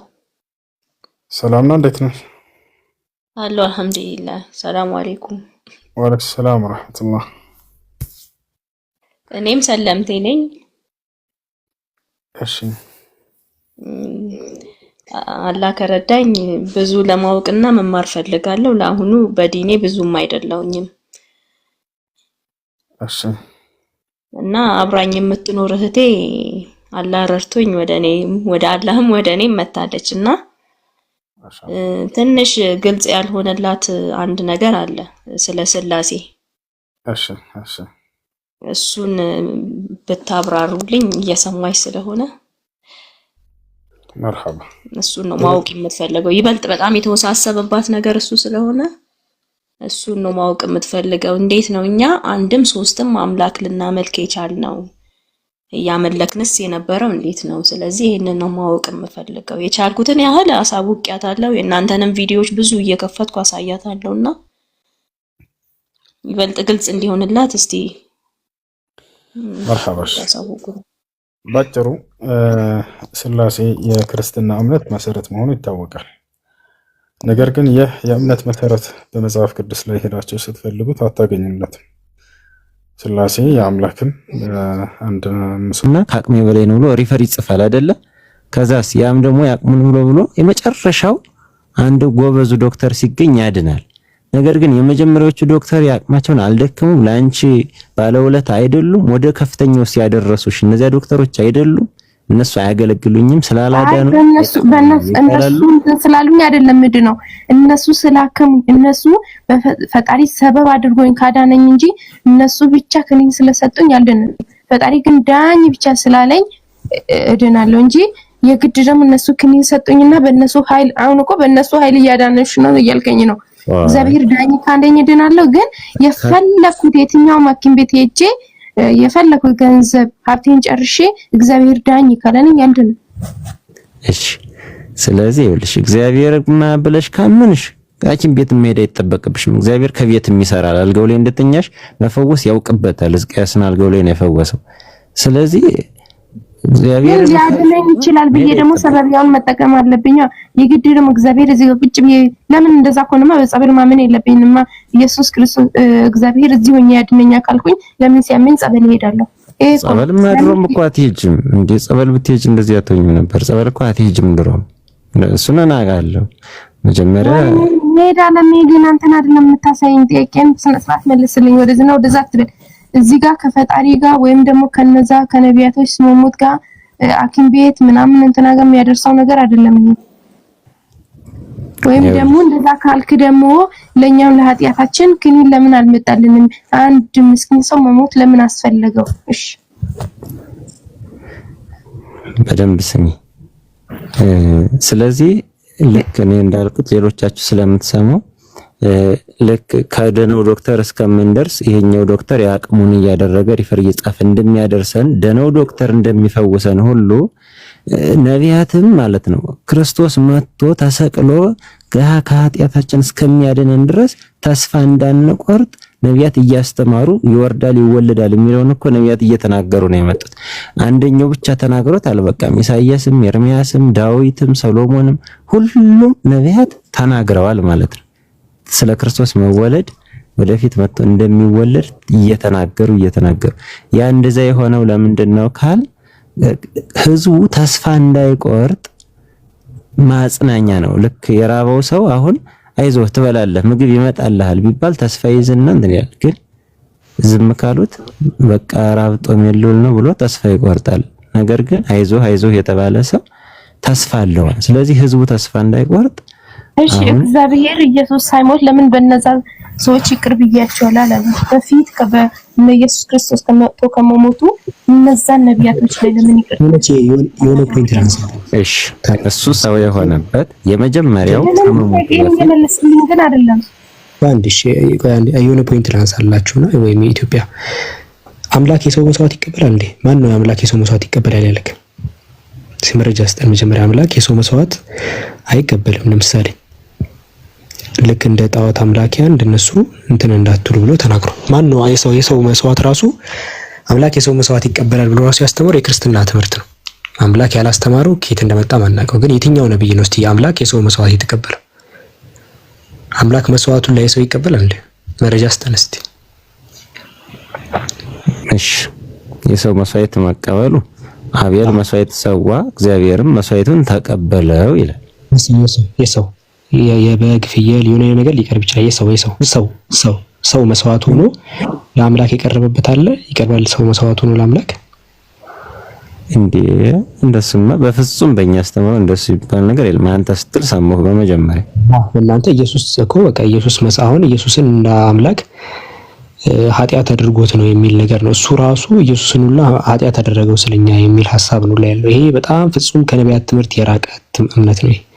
አምላክ የሰው መስዋዕት አይቀበልም። ከናካቴው ይቅርታ ጋር አይቀበልም። እኔ አንተ አልክ እንጂ እኮ አላልኩም። እሱን ሁሉም እየሰሙኝ ሰው ረዱልኝ፣ ልጃችሁን ቁረጡልኝ፣ አቃጥላችሁ ሰውልኝ ይላል የሚል እኔ አልተናገርኩም። አንተ ስትል ሰማሁ እኮ በቃ ይሄን አይናገርም። ስለዚህ ይሄ ምናልባት በኢየሱስ መስዋዕት ሆኖ የሚለው ነገር ዛማኝ ከሆንክ ይሄ ፍጹም ስህተት ነው። ከናካቴው ኢየሱስ ሞቶ አድኖኛል ብለን ታምነው አንተ መጀመሪያን ጨርስ እንጂ እኔ ያላልኩትን ለምን አመጣኸው? እሱን የሰው መስዋዕት ይቀበላል አይቀበልም አይነት እኮ እንደዛ ነው። መስዋዕት ነው ኢየሱስ አይደል? የመስዋዕት በግ አይደል? በቃ ስለዚህ አምላክ የሰው መስዋዕት አይቀበልም ከናካቴው። ይሄንን የጀመረላችሁ ሰው ማንም ይሁንማ ማለት ነው አንዱ አምላክን ጭራሽ ማስረጃ እንጠይቀዋለን። ያን እሺ በቃ አንዴ እኔ ልናገር ስማኝ። እኮ ጥቅስ ስጠኝ ይቅርታ ጋር ይኸውልህ በመጀመሪያ ማለት ነው ይሄ ቤቱ የእናንተ ስለሆነ እናንተ የምትፈልጉትን ጥቅስ ካልተናገራችሁ ማንኛውንም ሰው እንዲናገር ራሱ እድል አትሰጡትም። ይሄ አንድ አስተያየት ነው። በቃ የለም ማለት ኢየሱስ መሰቀል ይፈልግ ነበር። ይኸውልህ አሁንም የምትፈልገው አንተ የምትፈልገውን ነገር እንድናገርልህ ነው እንጂ ሐሳቤን እንድናገር አትፈቅድልኝ። ጥቅስ ነው እኔ ጥቅስ ነው የምፈልገው። እሺ ሐሳብ ሳይሆን ጥቅሱ ከመጣ በኋላ ጥቅሱን ልታብራራ ትችላለህ። ጥቅሱ ባሌለበት ማለት ግን ጥቅስ ልስጥህ። እሺ ጥቅስ ስጠኝ እስቲ። መስዋዕት ምንድነው? የምን ጥቅስ ነው? አንተ የምታምንበት ጥቅስ የለም። እኛ ቁርአን ላይ እንዳልጠቅስልህ ቁርአን እኔ አላቅም፣ ግን መጽሐፍ ቅዱስ እንዳልጠቅስልህ መጽሐፍ ቅዱስ ደግሞ ለእናንተ ምንድነው አታምኑበትም። አያሳይን ከብሉይ ኪዳን ካለ የአምላክ የሰው ልጅ መስዋዕት አድርጎ እንደሚቀበል መረጃ አስጠን። ጭራሽ አይቀበልም። በግ ፍየል ምናምን መስዋዕት ሊቀርብ ይችላል፣ ግን ከዛ በዘለለ ግን የሰው ልጅ መስዋዕት እንደዛ እንዳታመልኩኝ ብሎ ተናግሯል። አሁንም እኮ ነገርኩ የሰው ልጅ መስዋዕት አይሆንም አልኩህ እኮ። እሺ ኢየሱስ ምንድነው ታዲያ? የአምላክ ልጅ ሰው አይደለም? የአምላክ ልጅ አምላክ ነው። ሰው አይደለም ወይ?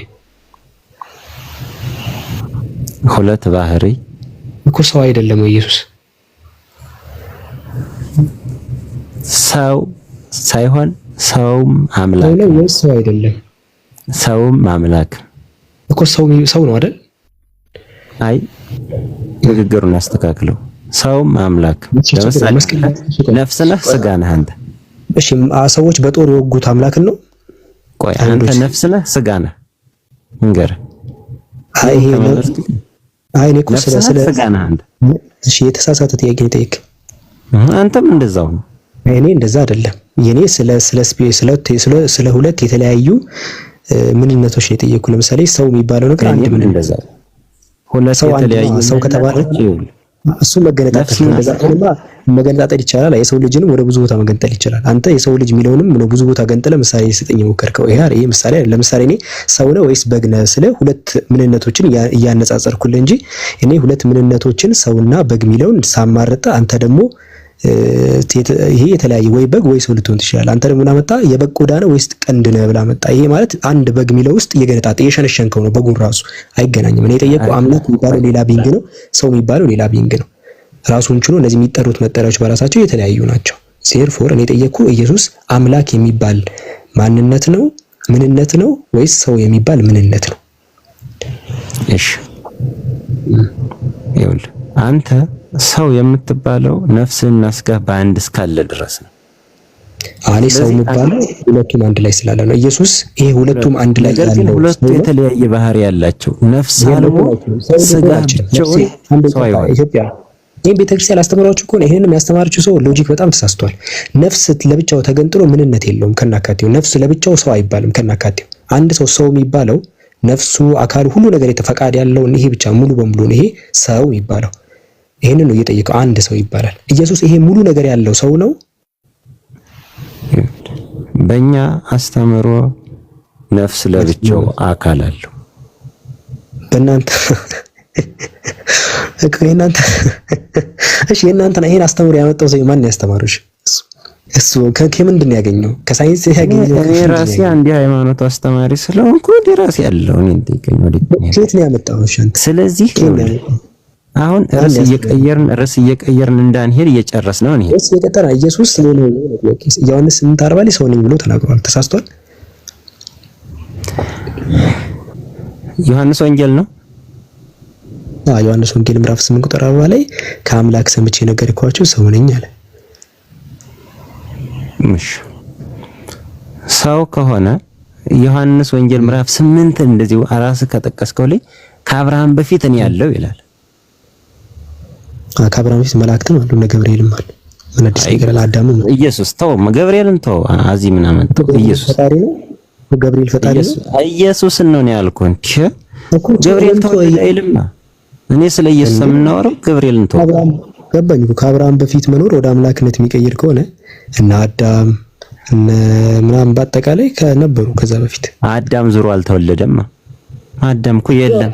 ስለመወለድ አይደለም የሚያወራው። ከአብርሃም በፊት ስለነበረ ኢየሱስ አምላክ ነው ካልከኝ እኔ ቀጥታ ወስጄልህ ነው። እሺ እንዳለው ልውሰድልህ። ከዛ ክፍል ላይ ስለዛ አይደለም የሚያወራው፣ ስለ ህልውና መኖር አይደለም አክቹሊ የሚያወራው። ግን የምር አንተ ባሰብክበት መልኩ ኢየሱስ በህልውና ደረጃ ነው የነበረው ብለን ብንነሳ እንዲሁ ጥቅሱ እንደተናቀጠታ ልውሰድልህ። እንደዛ በየቦስቱላ ከዛ በፊት የነበረው አካላት አሉ። ይሄው አምላክነትን አያሳይም ከናካቴው። ነገር ግን ክፍሉ ግን የሚናገረው እንደዛ አይደለም። ዮሐንስ ወንጌል ምዕራፍ 8 ቁጥር 56 አንብበው። ቁጥር 56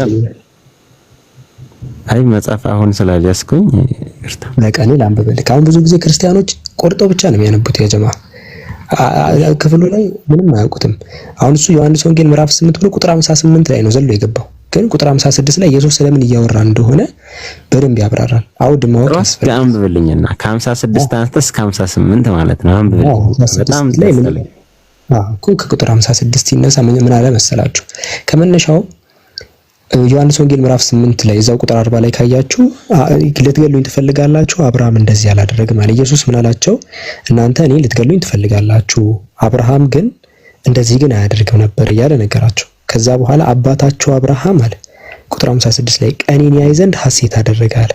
አብርሃም ማንን ለማየት? ቀኔን ለማየት አለ። የማንን ቀን? የኢየሱስን ቀን። እኔን ለማየት አይደለም ሁላ የሚለው። እኔን ለማየት ቢል ተያየን ሊል ይችላል። ኢየሱስና አብርሃም ጭራሽ አልተያዩም ከናካቴው። አብርሃም ቀኔን ያይ ዘንድ የማንን? የኢየሱስን ቀን ለማየት ሐሴት አደረገ፣ አየም ደስም አለው። አብርሃም ያየው ማንን ነው? ከአብርሃምና ኢየሱስ ተገናኙ ይላል? አልተገናኘም። አብርሃም የኢየሱስን ቀን ለምሳሌ አብርሃም የነብዩ ሰለላሁ ዐለይሂ ወሰለም ቀን ለማየት ይፈልግ ይችላል ምናምን አምላክ አሳየው። አገንስት ቴክሲስ ላይ ያንተ ቸርች ፋዘሮች እኮ ተረጋጋ፣ ከቤተክርስቲያን ቸርች ፋዘርስ እንዳትጋጭ። ያንተ ቤተክርስቲያን ቸርች ፋዘርስ ነገር ነው። አብርሃም ያየው እንዴት ነው ብሎ ሲናገሩ ለምሳሌ ኢራን የስንት የምታውቀው ከሆነ መጽሐፉን አንብብ። እነሱን ተዋቸው፣ ስለነሱ አይደለም። ቤተክርስቲያን ሰው ነው አይደል? አይ እኔ ስለነሱ አይመለከተኝም። መጽሐፉ ጋር ነው። እኔ መጽሐፉ ልጅ ነው ማምነው። ቤተክርስቲያንም ክዷታል እኮ። አባታቸው አብርሃም ቀኔን ያይዘን የኢየሱስን ቀን ያየው አየም ደስም አለው አለ። ከዛ እነሱ እንዴ አብርሃምን ገና 50 ዓመት ያልሞላ አብርሃም አይታል ሲሉት እውነት እላቸዋለሁ አብርሃም ሳይወለድም አለው። አብርሃም ሳይወለድም ነቢያት ያውቁታል። እያወራ ያለው ኢየሱስ ስለሱ ቀን ስላለው እይታ እንጂ እኔ በአካል ነበርኩኝ ስለሚለው ቶታሊ ኢየሱስ እያወራ አይደለም። ቶታሊ ኢየሱስ በአካል ስለመኖር እያወራ የኢየሱስ ቀን ማን ናት? አዎ የኢየሱስ ቀን አብርሃም ያየው ምንድነው? የኢየሱስን ቀን ያየው እንጂ ኢየሱስን ሰላም ኢየሱስ ቀን ምን አይነት ቀን ናት? በቃ ይሄንንም ከመጽሐፍ ቅዱስ አስረዳለሁ። አታስብ፣ አትጫፋ፣ ፈታ በል ነው ምልክ ዘና በል። የኢየሱስ ቀን ኢየሱስ ራሱ ተናግሯል። እቺን ቀን ሉቃስ ወንጌል ምዕራፍ 17 ላይ ቁጥር 30 ላይ የሰው ልጅ በሚገለጥበት ቀን እንዲሆናል ያለ፣ በዚያም ቀን ያለ ኢየሱስ የሚመጣበትን ቀን ነው እያወራ ያለው። አንደኛ ቆሮንቶስ ምዕራፍ 1 ላይ ራሱ ጳውሎስም በተመሳሳይ ቁጥር 8 ላይ እርሱም ደግሞ በኢየሱስ ክርስቶስ ቀን ያለ ነቀፋ እንድትሆኑ እስከ ፍጻሜ ድረስ ያነጻችኋል አለ። ስለዚህ ያ ኢየሱስ ላይ እንደያዘ እኮ የሚገለጥበት ቀን ብሎ ይናገራል። አብርሃም ኢየሱስ የሚገለጥበትን ቀን እንጂ ኢየሱስ ራሱን አላየውም ከናካቴ። ስለዚህ ኢየሱስ በአካል ደረጃ ነበርኩኝም እያለ አይደለም። ነቢያት እኔን አይተውኛል ያቁኛል የሚለውን ነው እያስረዳቸው ያለው። እሺ ይሄ እንጂ ኢየሱስ ሙላክ አይደለም። ስለዚህ ምንሽ የኢየሱስ የተገለጠበት ቀን የትኛው ቀን ነው? ከተወለደ በኋላ ነው ወይስ ሳይወለድ ነው የተገለጠ? እኮ ገና የኢየሱስን ቀን አብርሃም አየ። በቃ ሌላ አዲስ ነገር እኮ የለውም። ነቢያት የሆነ ነብይ የቱን ቀን ያየው? አሁን የኢየሱስን ቀን አያል የሚገለጥበት ተገልጧል ወይ? መቼ ተገለጠ? ወደፊት ይመጣበትን ጊዜ አይቶታል ተብሏል እኮ። አይቶታል ማለት እኮ ያለፈ አላፊና ወደፊት መጪ ያያል ሳይሆን አይቷል ተባለ። ስለዚህ ይሄ አላፊ ነው። ኦኬ በቃ ያልገባህ ነገር አለ ማለት እዚህ ጋር አስረዳሽ። በትክክል አላዳመጥከኝም ነበር ማለት። አባታቸው አብርሃም እኮ ሲጀምር ኢየሱስ ሳይመጣ በፊት የነበረ እንኳን ኢየሱስ ይቅርና እነ ሙሴ ሁላ ሳይመጡ በፊት ገና ድሮ ነው። ተርዳኛ ገና ድሮ ነው። አብርሃም ኢየሱስን ለማየት ያኔ ተመኘ ገባ። ምክንያቱም እዚህ ጋር ሐሴት አደረገ ይላል መጽሐፉ። ያኔ ተመኘ ገባ። አየም ከዛ ደስም አለው ይላል። ኢየሱስን አየው ያኔ ሆኖ ማለት ነው። ኢየሱስን ሳይሆን ያየው የኢየሱስን ቀን አየ። ለዛ ነው እንዳትወዛገብ ነው የቤተ ክርስቲያን አባቶችን ልጥቀስልህ ወይ ስልህ ለዛ ነው በዛ ሰዓት የነበሩ እነ ኢራኔስ ለምሳሌ አግኒስት ሄሬሲስ ላይ መጽሐፍ 4 እነሱን ተዋቸው። እነሱ ናቸው ከይ መጽሐፍ ያቀብሉ። አይ እነሱ ያቀበሉህ ማለትማ እነሱን ተከተለ ሄደ ነው። አንተም ቤተ ክርስቲያኒቷ አሁን ዛሬ ያሉት ቤተክርስቲያኖች ሙሉ ይሄ እንዴ እነዚህ እኮ ማለት እኮ ያኔ ይሄ ሁለተኛው ክፍለ ዘመን ምናምን የነበሩ ናቸው። አሁን የጠቀስኩልህ እዚህ ሰፈር ላይ ያሉ ቸርች ፋዘሮች እኮ አይደለም የጠቀስኩልህ። ያኔ ድሮ ሶስተኛው ክፍለ ዘመን ምናምን በጣም ድሮ እኮ ይኸውልህ የድሮቹ የጠቀስኩልህ እነዚህ ማያውቁ ከሆነ መጽሐፍ ቅዱስ ራሱ ምንም ለምን እንደምንቀበለው ከናካቴው ለምን ትቀበላለህ? እነዚህ ናቸው ያመጡት። በዛ ሰዓት የነበሩትን ነው የጠቀስኩልህ። አሁን ያጀማ እየጠቀስኩልህ ያሉት የሆነ ሰሃቦች አካባቢ ዘመን በእነሱ ማለት ነው። በእነሱ የሰሃቦች ዘመን ያለ ሰው ጠቅሼልህ ምን አገባኝ ያለኝ ነው። እነሱን ተው ያልኩበትን ልንገርህ። መጀመሪያ የነሱ ምንጫቸው መጽሐፍ ቅዱስ ነው። ሐዋርያት ናቸው የነሱ ምንጫቸው። መጽሐፍ ቅዱስን ይዘው ነው በመጽሐፍ ቅዱስ ላይ ሐሳብ የሰጡት እነሱ። እኮ በቃ ገብቶኛል። እኔም እኮ መጽሐፍ ቅዱስ ላይ ነው እኛ ያን መጽሐፍ ቅዱስን ስንጨርስ ነው ወደ እነሱ ምን ወርደው በደረጃ እኮ አነበብኩኝ። እኔ ልክ እኔ እንደፈታውልህ ነው እነሱ የሚፈቱት ነው እያልኩ ያለሁት። እኔ የተለየ አፈታት አይደለም የፈታውልህ፣ ተመሳሳይ ነው። እኔ ልክ እንደነገርኩ ነው። እነሱም የነሱንም አረዳድ ሄደህ ብታነብ ተመሳሳይ ነው ልልህ ነው። ምናልባት እኔ ያታለልኩ እንዳይመስልህ ልልህ ነው እንጂ እነሱ ጋር አላጠና። እነሱ እኮ በተቃራኒ ቢጽፉ ራሱ እኔ አልቀበልም።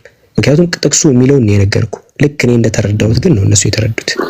ለዛ ተመሳሳይ ነው። አሁን ሲያስቀምጥ ምን ብሎ ነው የሚናገረው?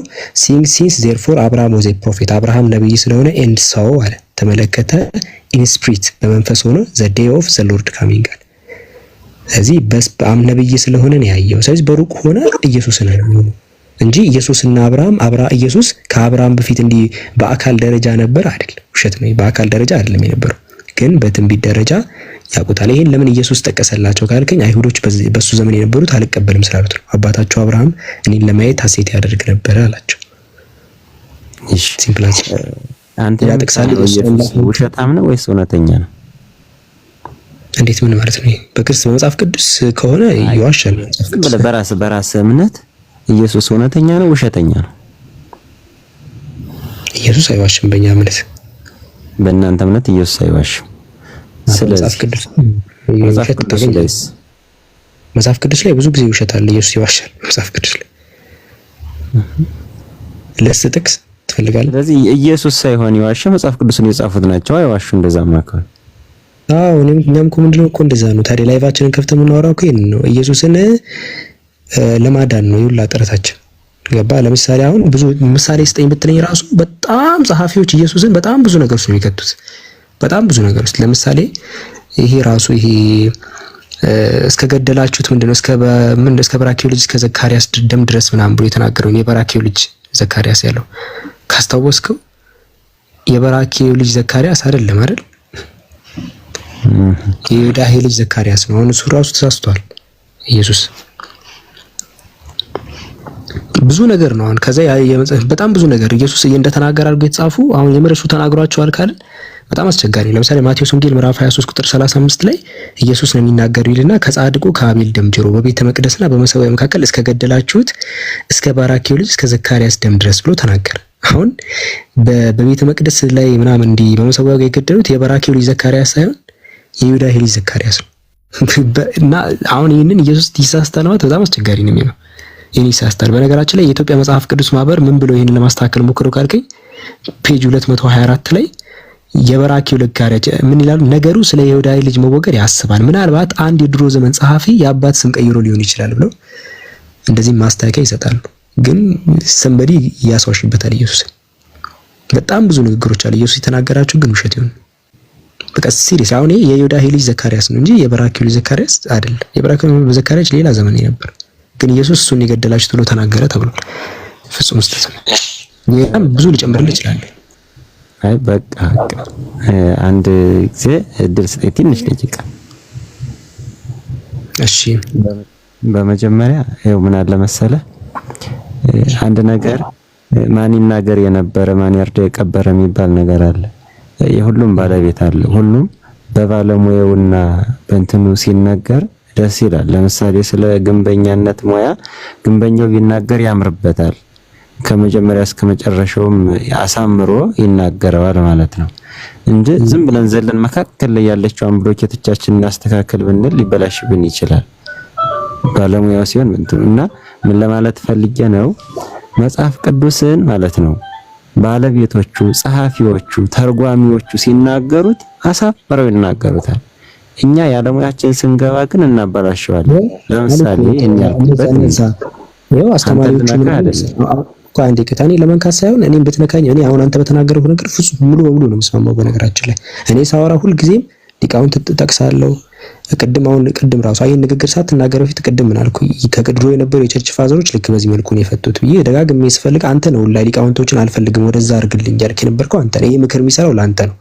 አንተ ነህ ከቅድም ጀምሮ ታች ያለበት ሊቃውንት አልፈልግም ሲል የነበረው ሰውዬ አሁን ተነስቶ ደግሞ ሊያወራና ያሁኑ ንግግሩን ላስናገር ያንተ የቤተክርስቲያን አባቶች ራሱ የሆነ አባት ስም ቀይሮ በኢየሱስ ላይ ስም ቀይሮ ዋሽቶበታል ብለው እንደተናገሩ ነገሩ ከነገጽ ሙሉ ከነ ፔጁ ማለት ነው። በመላምት የምትከተሉ ሰዎች እንዲሁ በደፈና በዝማሬ አልጨረስኩም እኮ አሁን ቀጥል። ስለዚህ ማለት ነው እኔ እውነቴን ልንገርህ እንኳን አይደለም የሃይማኖት መሪዎች የሃይማኖት አስተማሪዎችን ቀርቶ ዘመናዊ ያስተማሩኝን መምህራን ማረሳም ሀሁ ያስቆጠሩኝ ባለውለታዎች ናቸው። ስለዚህ እነሱንም ማረሳም ቅድም እነዚያኞችን ተዋቸው ያልኩበት ምክንያት ምንድነው?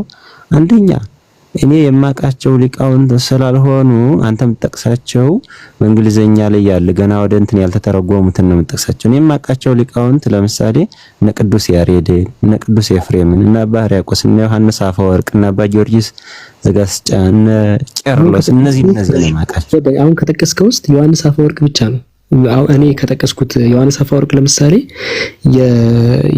የኮንስታ አሁን ዮሐንስ አፈወርቅ በፊት ከዮሐንስ አፈወርቅ እኔ ከጠቀስኩት ሰው እኔ የጠቀስኩት ሰው ይቀርባል፣ ወደ ኋላ ይዘገያል። ላይባስ አንተ የጠቀስኩት ሰው ራሱ ትንሽ ይሻላል።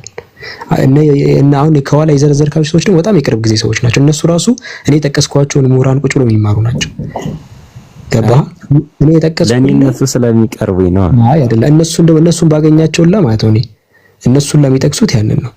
እነ ዮሐንስ አፈወርቅ ብቻ አንድ ተከታይ እንትን ብለሃል፣ እንደዛ እንትን ብለሃልና አሁን ሌላ ጥቅስ አለ ኢየሱስ አምላክ ነው የሚል ጥቅስ የምታሳይ ምንም መረጃ የለም። ኢየሱስ አምላክ ነው የሚል ያስተማረበት ሌላ የለም። ችግሩ ምን አለ መሰለህ በጠቅስ አትቀበለኝም። የመጀመሪያው ስለማይል ነው ማልቀበል ካለኩ ቀበላለሁ። ስለማይል አልከኝ። ቀድመህኑ አንተ ገና ሳልናገር አይልም ብለህ ወስነሃል። ስለዚህ የወሰነን ሰው እንዴት አድርገህ ታሳምነዋለህ? ጽሁፉ የሚል ከሆነ እኮ ለምሳሌ ኢየሱስ አሁን ቅድም ዮሐንስ ምታረባ ላይ ከአምላክ ሰምቼ የምነግራችሁ ሰው ነኝ ይላል ቀጥታ ማለት ነው። ይሄኛው ጽሁፉ በአጠቃላይ ስለሚናገር መካድ አይቻልም፣ ማንንም ሊክድም አይችልም። ስለዚህ አንተ ማስረጃ ካለህ ንገረን እስቲ። አንድ ነገር ልንገርህ። ለምሳሌ አንተ ገበያ ስትወጣ ማለት ነው ጫማ ልትገዛ ሄደህ ጫማ ብቻ ነው ልትገዛ የሄድከው። ዙረ ቀን ሙሉ ለመተህ ግን ምስር ስንት ዋለ ብትባል ትናገራለህ። ስለ ጫማ ብቻ ነው ስታየው አልከው እንጂ ስለሌላ ያ ማለት አስበኸው የሄድከው ኢየሱስ አላስተማርም ማለት ነው። አስተምሯል። ካስተማረ አምላክ ነኝ ያለበት ምናምን ካለ ነገር እንጂ ለምሳሌ ምዕራፍና ቁጥር ነገር በቃ ዮሐንስ ወንጌልን ብቻ ለያዝና ዮሐንስ ወንጌልን እንያዝ። አሁን እንሂድ እኮ ኢየሱስ ያስተማር ደስ ያለን ችግር ኢየሱስ ብቻ ያስተማር ከየትኛው መጠቀም ትችላለህ? እሺ ዮሐንስ የጻፈው የኢየሱስን ነው ወይስ የሌላ ነው? እኔ ኢየሱስ ያስተማር ካላስተማረ ኢየሱስ አላስተማርም ግን ሌሎች ሰዎች አስተምረዋል ብለህ ወደ ሌሎች ሰዎች ደግሞ መሄድ እንችላለን። መጀመሪያ ግን ከኢየሱስ ላይ እጅህን ዞር እንድታረግ ስለፈለኩኝ ነው። ክርስቲያኖች እናንተ የምታምኑት ትምህርት ከኢየሱስ የተቀዳ አይደለም። ሲቀጥል ደግሞ ኢየሱስ ራሱ ሊቃችሁ አንድ ነው፣ ማንም ሊቃውን ተብላችሁ እንዳትጠሩ ብሎ ተናግሯል። እኔ ከዋናው ሊቅ ነው የጠየቅኩ። እሱ የማያውቀው ትምህርት ካለ እኛ ለምን እናውቀዋለን? ከዛ በኋላ ያለው እሱም የጻፈልን ነገር የለም። እሱ አስተምሮ ብቻ በልብ ነው ጽፎት ሄደው። አይ ተናግሯል። በስውር አልተናገርኩም። ዮሐንስ ወንጌል ምዕራፍ 18 ላይ እኔ በምኩራብ በሰው በተሰበሰቡበት ላይ በግልጽ ተናገርኩ፣ በስውር ምንም አላስተማርኩም ብሏል። የሰወርኩት ነገር ምንም ነገር የለም ብሎ ተናግሯል። እናንተ ትምህርት ላይ ደግሞ ሁሉም ነገር ሚስጥር ነው ያላችሁ ማህበረሰቡ እውነቱን እንዳያቅ እንደዚህ ነው የሸፈናችሁ ያላችሁ። ኢየሱስ በተቃራኒ ትምህርቴ ግልጽ ነው የሚለው፣ እናንተ ደግሞ ሚስጥር ነው የምትሉት። ይሄ በግልጽ የሆነ የተሸፈነ ነገር እንዳለ ነው የሚያሳየው። አሁን ማስረጃ ስጠን ኢየሱስ ያስተማርበት ካለ። እሺ በቃ እግዚአብሔር ይስጥልኝ። ዮሐንስን ከጠቀስክልኝ በቃ ዮሐንስ ወንጌል ምዕራፍ 1 ቁጥር 1 ላይ ጀምረልኝ አንበብልኝ። አውቆ አሁን የተሰማነው ኢየሱስ አይደለም የሚናገረው እዛ ክፍል ላይ። ዮሐንስ ወንጌል አሁን ተናገረ ብለህ ጠቅሰህልኝ ዮሐንስ ወንጌል አይ አይደለም ዮሐንስ ወንጌል ተናገረ አይደለም ያልኩት። ዮሐንስ ወንጌል ምዕራፍ 8 ላይ ኢየሱስ ተናገረ የተባለው ነው ያወጣውልክ።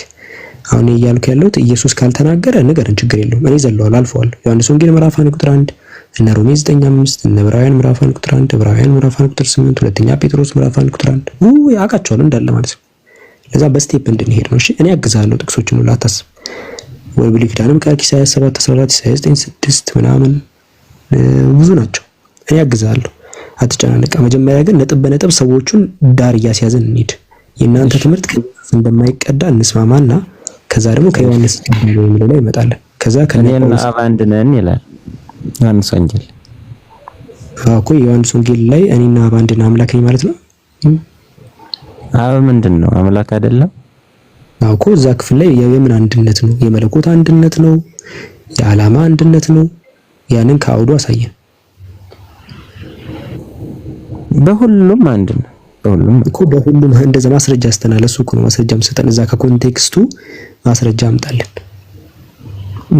እሱ ለይቶ ማለት ነው። እኔና አብ በሐሳብ አንድ ነን አይደለም፣ በምን በእንትን አላለም። ዝም ብሎ አንድ ነን ካለ ጥቅል ምን በግምት እንዲህ በጨበዳ አይኬድም። ከዛ አውዱ ላይ ያሳየን ስለምን እንደሚያወራ ይናገራል። ከፈለክ ከቁጥር 24 ጀምር አንብብ፣ ላግዘህ እችላለሁ። አይ መጽሐፍ ስላልያዝኩኝ አንብብልኝ። በቃ እዚህ ጋር አንድ ነው ሲናገር፣ በነገራችን እኔና አብ አንድ ነው ሲናገር የምን አንድነት ነው የሚለውን ነገር አውድ ተነቦ ነው የሚታወቀው። እዚህ ጋር የመለኮት አንድነት የሚል ነገር በጭራሽ የለም። እያወራ ያለው ሐዋርያትን ስለመጠበቅ ነው። ዮሐንስ ወንጌል ምዕራፍ 10 ቁጥር 26 ላይ እናንተ ከበጎቼ ስላልናችሁ አታምኑ ማለት። ከዛ ቁጥር 27 ላይ በጎቼ ድምጼን ይሰማሉ አውቃቸዋለሁ አለ። ስለ በጎች ስለማያወራ ነው፣ በጎች ተከታዮቹን ማለት ነው። ወይ እንዳትረሳ ስለ በጎች እየተወራ ያለው። ቁጥር 28 ላይ ምን አለ? በጎችን ካስከለኝ ከጄ ማንም አይነጥቃቸው ማለት። ስለማንም ያወራው እየሰማኝ ነው ያወራን ይሄድ ነው። አሁን ቁጥር 28 ላይ ከጄ ማንም አይነጥቃቸው ማለት ማንን ነው የሚያወራው? በጎቹን አይደል? በጎቹ ተከታዮቹ ናቸው። ቀጠለ። ከዛ ቁጥር 29 ላይ ምን አለ? የሰጠኝ አባቴ ከሁሉ ይበልጣል አለ። ማንም ሊነጥቃቸው አይችልም ማለት ስለማ እያወራ ነው ስለ በጎች አይደል እሺ እኮ ማንም የሰጠኝ እሱ ነው አለ እዚህ ጋር ሲያወራ ማንም ከእጅ አይነጥቅም ካለ በኋላ ሊነጥቁት ግን ይችላሉ አይሁዶች ለምን ካልከኝ አምላክ ከሱ ጋር ካሌለ ሊነጥቁት ይችላሉ ለዛ ቁጥር 29 ላይ ምን አለ የሰጠኝ አባቴ ከሁሉ ይበልጣል አለ ከሁላቸው ይበልጣል እሱ አለ በጊዜ ተስፋ ያስቆርጣቸው ነው እነዚህ በጎች ያጀማ በጎች የተባሉት እዚህ ያሉ ከታች ግራ እንዳይገባቸው በጎች ስለ ተከታዮቹ ነው የሚናገረው እሺ ስለሱ አማኞች ሲናገር አይሁዶች በጎች ተከታዮች አይነጥቃቸው አማኞች እነዚህ የሱ ተከታዮች ነው በኢየሱስ ያመኑ ሰዎች እኮ በክርስቶስ ነው ብለው ያመኑ እዛው ይናገራል እሱ ላይ ለያዘን ቀደም ሆሱ ሲናገር የሰማሁት ቋንዲ ከዛ ቀጠልና አንስቶ ይኸውልህ ይሄን አጥርታ ነው እንደነሄደው እዛው ግን ቆይ ሐሳቤን ልጨርስና ከዛ በኋላ ምን አለ እኔና ባንድ ነን አለ ስለዚህ ምንድነው ኢየሱስ በአይሁዶች በነገራችን ላይ ኢየሱስ አምላክ ከሱ ጋር ከኢየሱስ ነው ብለው አያምኑም ከኢየሱስ ጋር ነው ብለው አያምኑም ያው ጋኔል አለበት ብለው ስለሚያምኑ ማለት ነው ኢቭን አጋንንትን ሲያስለቅቅ እንኳን በጋኔል አለቆች የሚያስለቅቀው ነው የሚሉት ኢየሱስ ግን የሰጠኝ አባቴ ከሁሉ ይበልጣል አለና ከሱ እጅ ማንም አይነጥቃቸው ማለት እኔና ባንድ ነን አለ ስለዚህ ሐዋርያትን በመጠበቅ ጉዳይ እኔና ባንድ ነን በራሱ ነው የሚጠብቀው ካልከኝ አይደለም ዮሐንስ ወንጌል ምዕራፍ 17 ቁጥር 11 ላይ የሰጠኸኝን እንደኛ አንድ እንዲሆኑ በስምህ ጠብቃቸው አለ መጀመሪያ ዮሐንስ ወንጌል ምዕራፍ 17 ቁጥር 12 ላይ የሰጠኸኝን በስምህ እኔ እጠብቃቸው ነበር አለ ኢየሱስ ሐዋርያትን በማን ስም የሚጠብቀው በአምላክ ስም ይጠብቅ ነበር ለዛ ነው እኔና ባንድ ነን ያለው ሐዋርያትን በአምላክ ስም ስለሚጠብቅ ዛት እንጂ አምላክ ነኝ የሚል ነገር ቶታሊ እዚህ ጉዳይ ላይ የለም እሺ ግን ቅድም ምንድነው እሱ እኔ ትል ነኝ ያለውን አንስቶ ትል ነኝ ያለው ቀጥታ ትል ነው ሲል ነበር አሁን ደግሞ እዚህ ላይ በግናችሁ የሚል ሲመጣ ቀጥታ በግናቸው ወይ እሱ እንዳለው ቅድም እሺ የሁሱንም የኔም ማርገ ልንገርክ እኔም እኮ ተመችቶኝ አይደለም እኮ ስጠቅስ ላይ ነበረው ልክ እንደናንተ ያው አንተን ለማስረዳት ብዬ ነው እኔ በቃ በግ ብላችሁ የምታሙት እናንተ አማኞቹ ስለሆነ እሺ ብዬ ተከትዬ እንደዛ ወስጄል እንጂ እኔ አሁን ኢየሱስ ለምሳሌ እኔ ወይን ግንድ ነኝ አባቴ ገበሬ ነው ብሎ ተናግሯል ለምሳሌ አምላክን ገበሬ ነው ተናግሯል እኔ አሁን አምላክን ገበሬ በለጠራ ብትለኝ እኔ አይደለም እንደዛ ይሄ ከባድ ንግግር ነው እኔ አምላክን ገበሬ አይደለም ኢየሱስ ግን አሁን እኔ ወይን ግንድ ነኝ አባቴ ገበሬ ነው አለ እናንተ ማትሩት ነገር የለም በነገራችን ላይ አምላክ ልክ ምጥ እንደያዛት ሴት ይጮሃል ብለ ጽፋችኋል ለምሳሌ መጽሐፍ ቅዱስ ላይ አስበው የሰማይና ምድር የፈጠረው አምላክ ምጥ እንደያዛት ሴት ነው የሚጮው ብለ እጃችሁ ግን እሺ ብሎ ነው ይጽፍላችሁ ማይገባኝ እጃችሁ እሺ ብሎ ይጽፍላችኋል አምላክን ገበሬ ትሉታላችሁ ምጥ እንደያዛት ሴት ይጮሃል ትላላችሁ የእግዚአብሔር ሙኝነት ይጠበቅ ከፍ ያለ ነው ትላላችሁ እግዚአብሔር ጺሙን በምን ምናምን ይላጫል ትላላችሁ በቃ ሊትራሊ የማትሉት ነገር የለም ሌላ ምንድነው እግዚአብሔር ምንድነው የሚለው እግዚአብሔር ሁለት ሴቶችን እንትን ምንድነው ሁለት ሴቶችን ስለጦታቸው ምናምን አውርቶ ከዛ በኋላ ማገጡብኝ ምናምን ብሎ ተናግሮ ያውም ትላልቅ ብልት ያላቸውን ሴቶች ጋር ሄዱት ምናምን በቃ አምላክ ማታስገቡት ነገር ነው አስቡት አሁን አምላክ ሁለት ሴቶችን ወዶ አሉና ከዛ በኋላ እነዛ ሰዎች ማገጡበት ከዛ ያውም ቁጥር ሕዝቅኤል ምዕራፍ 23 እዛ ቁጥር 20 አካባቢ ላይ ምንድነው ስጋቸው እንዳያዘጋ ዘራቸው እንደፈረዘር የሆነውን እነዛ መልመሎች በፍቅር ተከተለቻቸው ብሎ ትላልቅ ብልት ወዳላቸው ሰዎች ጋር ይደላል በጣም ከባድ ዘፍጥረት 6:6 ላይ ማየት ይችላል እሺ የመጨረሻ አንድ ጥያቄ ልጠይቅና አሁን በምድር ላይ በመፍጠሩ ተጸጸተ ይላል በልቡ ማሰነ ይላል ዘፍጥረት ምዕራፍ 6 ቁጥር 6 ላይ ይጸጸታል ማለት የመጨረሻ አንድ ጥያቄ እና እነዚህ እኔ ምን ልልህ ነው መሰለ እነዚህ ነገሮች እኛ ዝም ብለን አልፋን ያው ሳወራ ትቻቸው ነው እነዚህን ትቻቸው ዝም ብዬ ባላይ ያልፋቸው ነው እሱ ግን እነዚህ ነገሮች ባላይ እንዳላየው ነው ስላለፋቸው ነው ያወራቸው ልልህ ነው እሺ በቃ ገብቶኛል የመጨረሻ አንድ ጥያቄ ለምሳሌ አምላክ በእናንተ መጽሐፍ ላይ አንድ ገርክሽ አንድ በዚህ አጋጣሚ አምላክ ለምሳሌ በእናንተ መጽሐፍ ላይ ማርያምን ለምሳሌ ማርያም እንትን ኢየሱስ እንዲወለድ በማርያም ነው የተወለደው አብ ለምሳሌ የማርያምን መልኳን ወዶ ነው የመረጣት ይላል ለምሳሌ መልኳን ወዶ ደም ግባቷን ማለት ነው አስበውን አምላክ የሴትን ደም ግባት ወዶ ከዛ አጠናት ይላል ወርዶ አጠና ይላል ከዛ በኋላ ነው እንትን ያለው አስበው ልክ እንደ ሰው ልጅ አምላክ የሴትን መልክ እንትን ደም ግባት ወዶ ማለት ነው እንደዛ ብላችሁ ጽፋችኋል ላሳይክ መጽሐፉ አለኝ ለምሳሌ ከፍቼ ላሳይ ይችላል በጣም በቀልዳችኋል ገበሬ ብላችሁታል የሆነችን ሴት አይቶ ከዛ በኋላ ያው አላሁ አክበር የሆነችን ሴት አይቶ እሱን ላሳይ ለአንተ የሚስማማ ጥቅስ ስላገኘህ ነው እንጂ አሁን እሱ መጽሐፍን የምጠቅሰው አትቀበለኝም።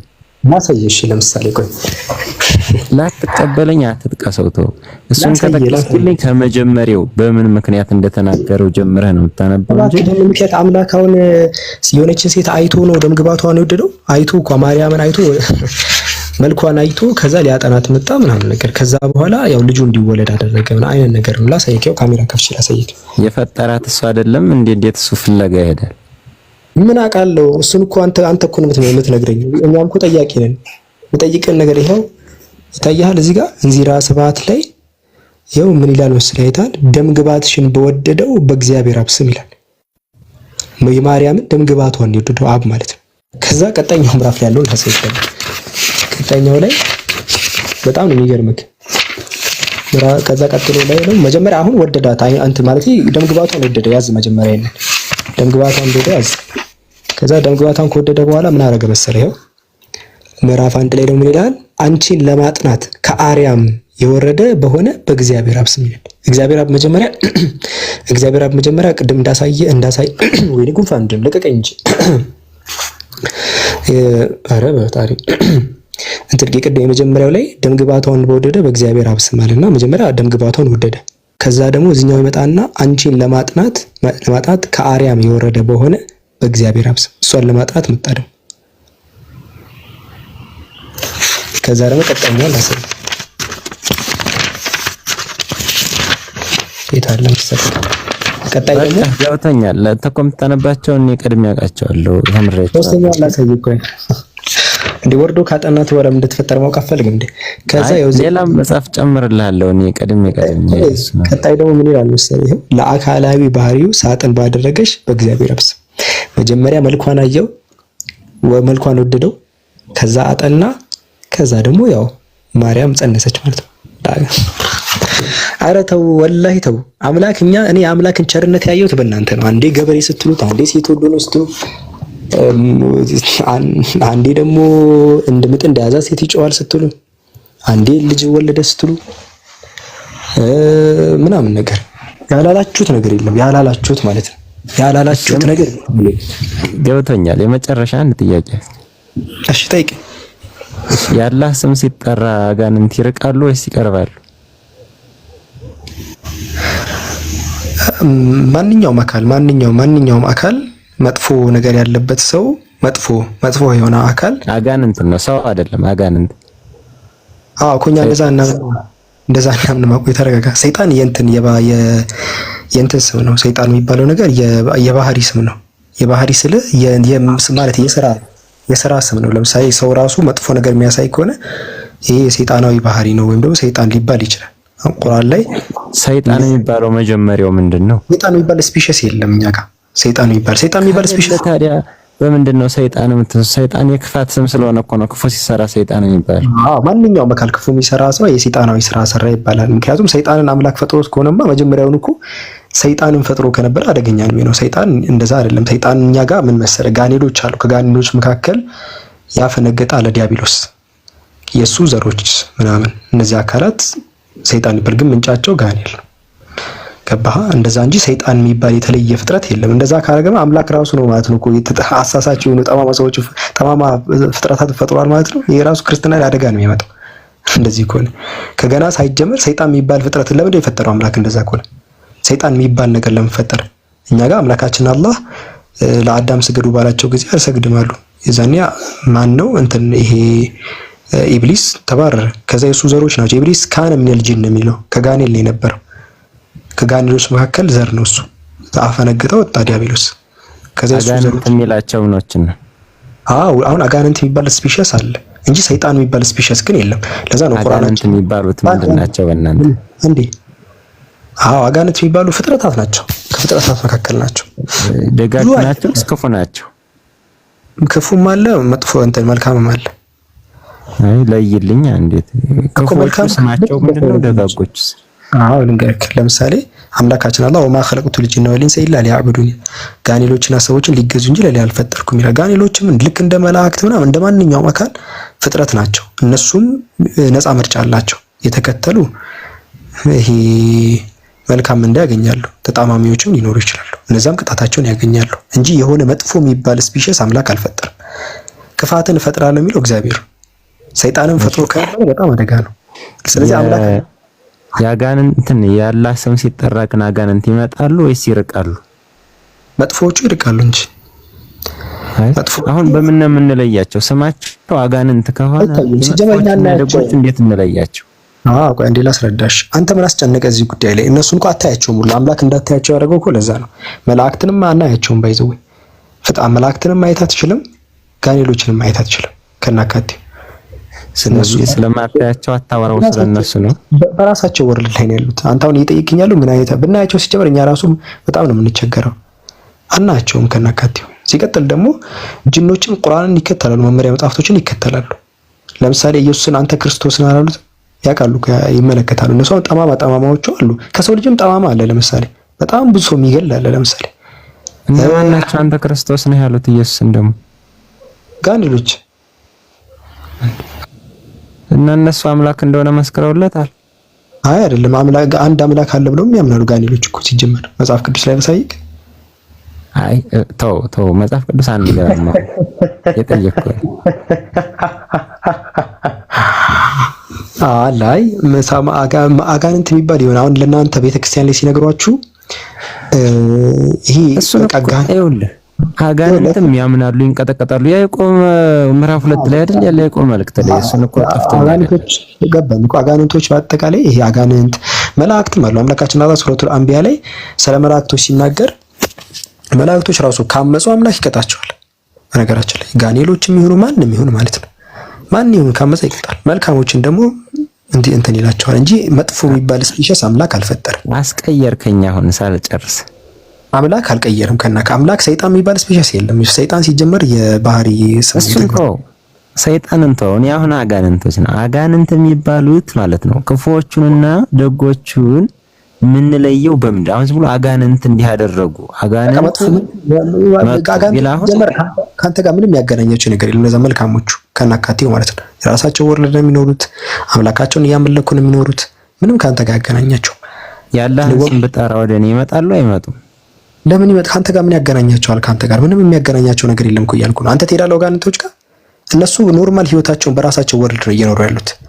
አንተ ምንም አያገናኙም።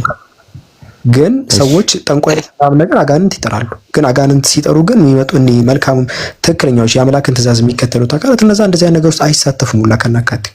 ግን ልክ የሰው ልጅ መጥፎ የሰው ልጆች እንዳሉ ለምሳሌ ሰው የሚገሉ ሰው የሚዘርፉ እንዳሉ ሁሉ መጥፎ አጋንንቶችም ሊኖሩ ይችላሉ። እነዛ ናቸው አሁን ሰውን የሚይዙት ምናምን ነገር። እነዛም በአምላክ ለምሳሌ የአምላክ ንግግር በሚነበብባቸው ጊዜ ይሄዳሉ ማለት ነው። በነገራችን ላይ የትኛው ባይዘው በዚያው አጋጣሚ እነዚህ አጋንንቶች ሁላ በአጠቃላይ ባይዘው ኢየሱስ አምላክ ነው ብሎ የሚያምን የለም ሁላ። ምን ትላለህ? እኔም የመጨረሻ ጥያቄን ብትመልስልኝና በወጣ ደስ ይላል። ምንም ልመልስ ከዚህ በላይ ምን ልመልስልህ? አሁን ኢየሱስን አጋንንቶች እንዳታልፉት ነገር እኔን አስረዳኝ። ይኸውልህ የመጨረሻ ተናገር የለውታ ሱራ 72:19 ላይ ምን ይላል? የእናንተው ማለት ነው። እሱን እንደምጠይቀኝ ስላውኩ ነው። ኦልሬዲ እኮ መልሼላለሁ። መልክ ጋኔሎች ሲባል መጥፎ ጋኔል የሚባል አሁን ጋኔሎች ስፔሺስ ናቸው ብዬ ኦልሬዲ ነግሬያለሁ እኮ። በምን እንለያቸው? ስለ አንተ ለምሳሌ ይኸውልህ አሁን በምን እንለያቸው? ክፉና ደግ አለ እኮ በምን እንለያቸው እያልክ ነው። ለምን አይታቸው ታውቃለች? ንገረኝ አንተ ያየኸውን። ለመለየት በጣም ወገ ያጀማ ጋኔሎችን ለመለየት በጣም ተቸግሯል። ይልች አንድ ጋኔል ላይ ታውቃለህ? ክፉና ደጉን ለይቼ ካላወቅኩት ታዲያ እኔ ማንኛው አይታቸው ታውቃለህ? ገባኝ። አይታቸው ታውቃለህ? ከእናንተ መጽሐፍ የተጻፈውን እኮ ነው እየጠየቅኩ ያለሁት። እኛ ጋር መላእክትም ስለ መላእክትም ንግግር አምላካችን አላህ ይነግራል። መላእክቶች ምን እንዳሉ የገባኝን እኮ አልጠይቅም። ያልገባኝን ነው የምጠይቀው እኮ። ገብቶኛል። አሁን ዝም ብለህ ስለ ኢየሱስ አምላክነት ማስረጃ ሲጠፋ፣ ስለ መጽሐፍ ቅዱስ ሲጠፋ ዝም ብሎ ማይታየ ነገር እየጠየቅን ነው። እንዴት አያቸዋለሁ? የት አገኛቸዋለሁ? የት ሰላም ልላቸው እችላለሁ? ምናምን ስለ መላእክት ሳትጠይቀን እነ ገብርኤል የት አግኝቼ ሰላም ልበላቸው? እንዲህ አይነት ጥያቄ ነው የምጠይቀኝ።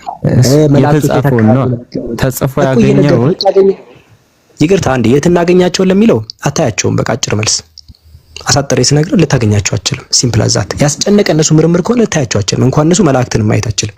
አትጨናነቅ፣ ለዛ አልደረስክም። እሺ ካንተ ጨርሻለሁ። ሱራ 72 ላይ ማለት ነው። ሱራ 72 ላይ የአላህን ስም ሲጠራ አጋንንት መጡ ይላል። የትኞቹ እንደሆነ እነሱን ነው ማወቅ የፈለኩት። ደጎች ተናገሩ። የአምላካችን ንግግር ነው አልኩ። የሰሙ ሊኖች አምላክን እኛ እኮ ቀደም እኮ ነገርኩ። አምላካችን አላህ ለኛ ሲነገር ነው ማخلقቱ ልጅ ነው ለሲ ኢላ ሊያዕቡዱናል በቃ ሊገዙ እንጂ ለላቸው ብሎ ተናግሯል። ወይ ኧረ ለኔ አንዴ እሺ ቀጥይ አንቺ እና ቅድም እንዳለኝ ደግሞ ነቢያቶች ሁሉ ለሞተዋል እንደ ኢየሱስ እና ያ ነቢያቶች የሞቱት ለኃጢአትሽ ነው ብሎኛል ማለት ነው። እና ያ ነቢያቶች ለኃጢአቴ ከሞቱ ለምንድን ነው ኢየሱስ መጥቶ የሞተልኝ ድጋሚ? አረ ለኃጢአቴ የሞተ ታንቺ የለም እንደዛ ለኃጢአቴ የሞተ ነብይ የለም ከናካቴ እንዲህ ብሎሽ ነበር። ኢየሱስ ክርስቶስ ለኃጢአቴ ሞተዋል ስለ ሁሉም ያሉትን ነብይ ኢየሱስ ክርስቶስ የሚለያየው በአምላክነቱ ነው እንጂ ሌሎችም ነቢያቶቹ ለኃጢአትሽ ሞተውልሻል አለኝ። ስለዚህ የነሱ መሞት ለምንድን ነው እግዚአብሔር ያልተቀበለው? አው ግን እሺ ቆይ ሁለተኛው ጥያቄ ነው። እነሱ ከሞቱ ለምንድን ነው እግዚአብሔር ያልተቀበለው? ሁለተኛው ጥያቄ ከመጀመሪያው ነው ሞተዋል ለኃጢአት የሞተ ነብይ አለ ነገርን እስቲ መጀመሪያው ነው ማለት ነው። ኢትዮጵያዊ ማን ያለ ሁላ እንደዚህ ብሎ ማን ያስተማረ? እሱ ነው ያለኝ። ግን ደግሞ እኔም ለኃጢአቴ ሞተልኛል ብዬ አምናለሁ። ኢየሱስ ክርስቶስ ለኃጢአቴ እንደሞተልኝ አምናለሁ። አንቺም ክርስቲያን ነሽ ታነች? አዎ እሺ አንቺም ክርስቲያን ኮሽ ማን ቀጥላለና ኢትዮጵያዊ የረፍት አድርገ በቃ እሺ አብዱ አይ ከኔ ጋር አውራ ቆይ እሷ ክርስቲያን አትመስለኝም። ክርስቲያን ኢየሱስ ሞቷል ብዬ አምናለሁ አለች እኮ የክርስትና እኮ መሰረት ጳውሎስ ሲናገር ኢየሱስ ሞቶ እንደተነሳ ከኔ ጋር አውራ እሷ አንተ አጥቋ እንዴ እኮ አወዘም ቀደም እሷ አምላክነት ማለት ነው። መጀመሪያ እሱ ልጁ ያለውን ያስረዳኝ አንቺ ቢጀምር ቆይ ታነች ቢጀምር አንቺ ልክ አይደለም። የኢየሱስን አምላክነት የማያምን ክርስቲያን የለም። የኢየሱስን አምላክነት ስለማታምን እሷ ክርስቲያን አይደለችም። ኢየሱስ ክርስቶስ አምላክነት ያላመነ ከክርስትና ይወጣል የሚል ማስረጃ ስጠኝ። ከዛ ለምንታቸው ሁለት ነው ማለት ያለብሽ መጀመሪያ ሃይማኖትሽን ለይ። መጀመሪያ ሃይማኖትሽን ተናገሪ መጀመሪያ ሃይማኖቴ በኢየሱስ ክርስቶስ ደምና ስጋ ዝም በል ወይም ማስረጃውን አምጣልኝ። አንቺ ምንድን ነሽ?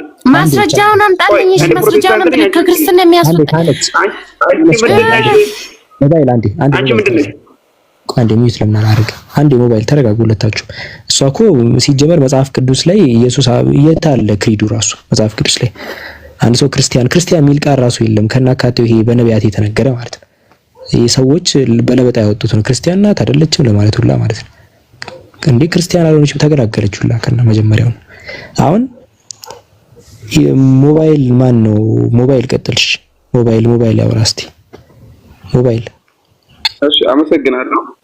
ልጅቷን የምታውቃት ከሆነ ችግር የለውም የምትተዋወቁ ከሆነ። ከዛ ውጪ ግን የኢየሱስን አምላክነት ሳታምን እኔ ክርስቲያን ነኝ ማለት አይቻልም ሲጀመር ማለት ነው። ምክንያቱም ተሰቅሏል የሚለውን ካመነች አዳምጠኛ ተሰቅሏል የሚለውን ካመነች ተሰቅሏል ብሎ ቆይ ሰርፕራይዝ ላድርግ አብዲ ቆይ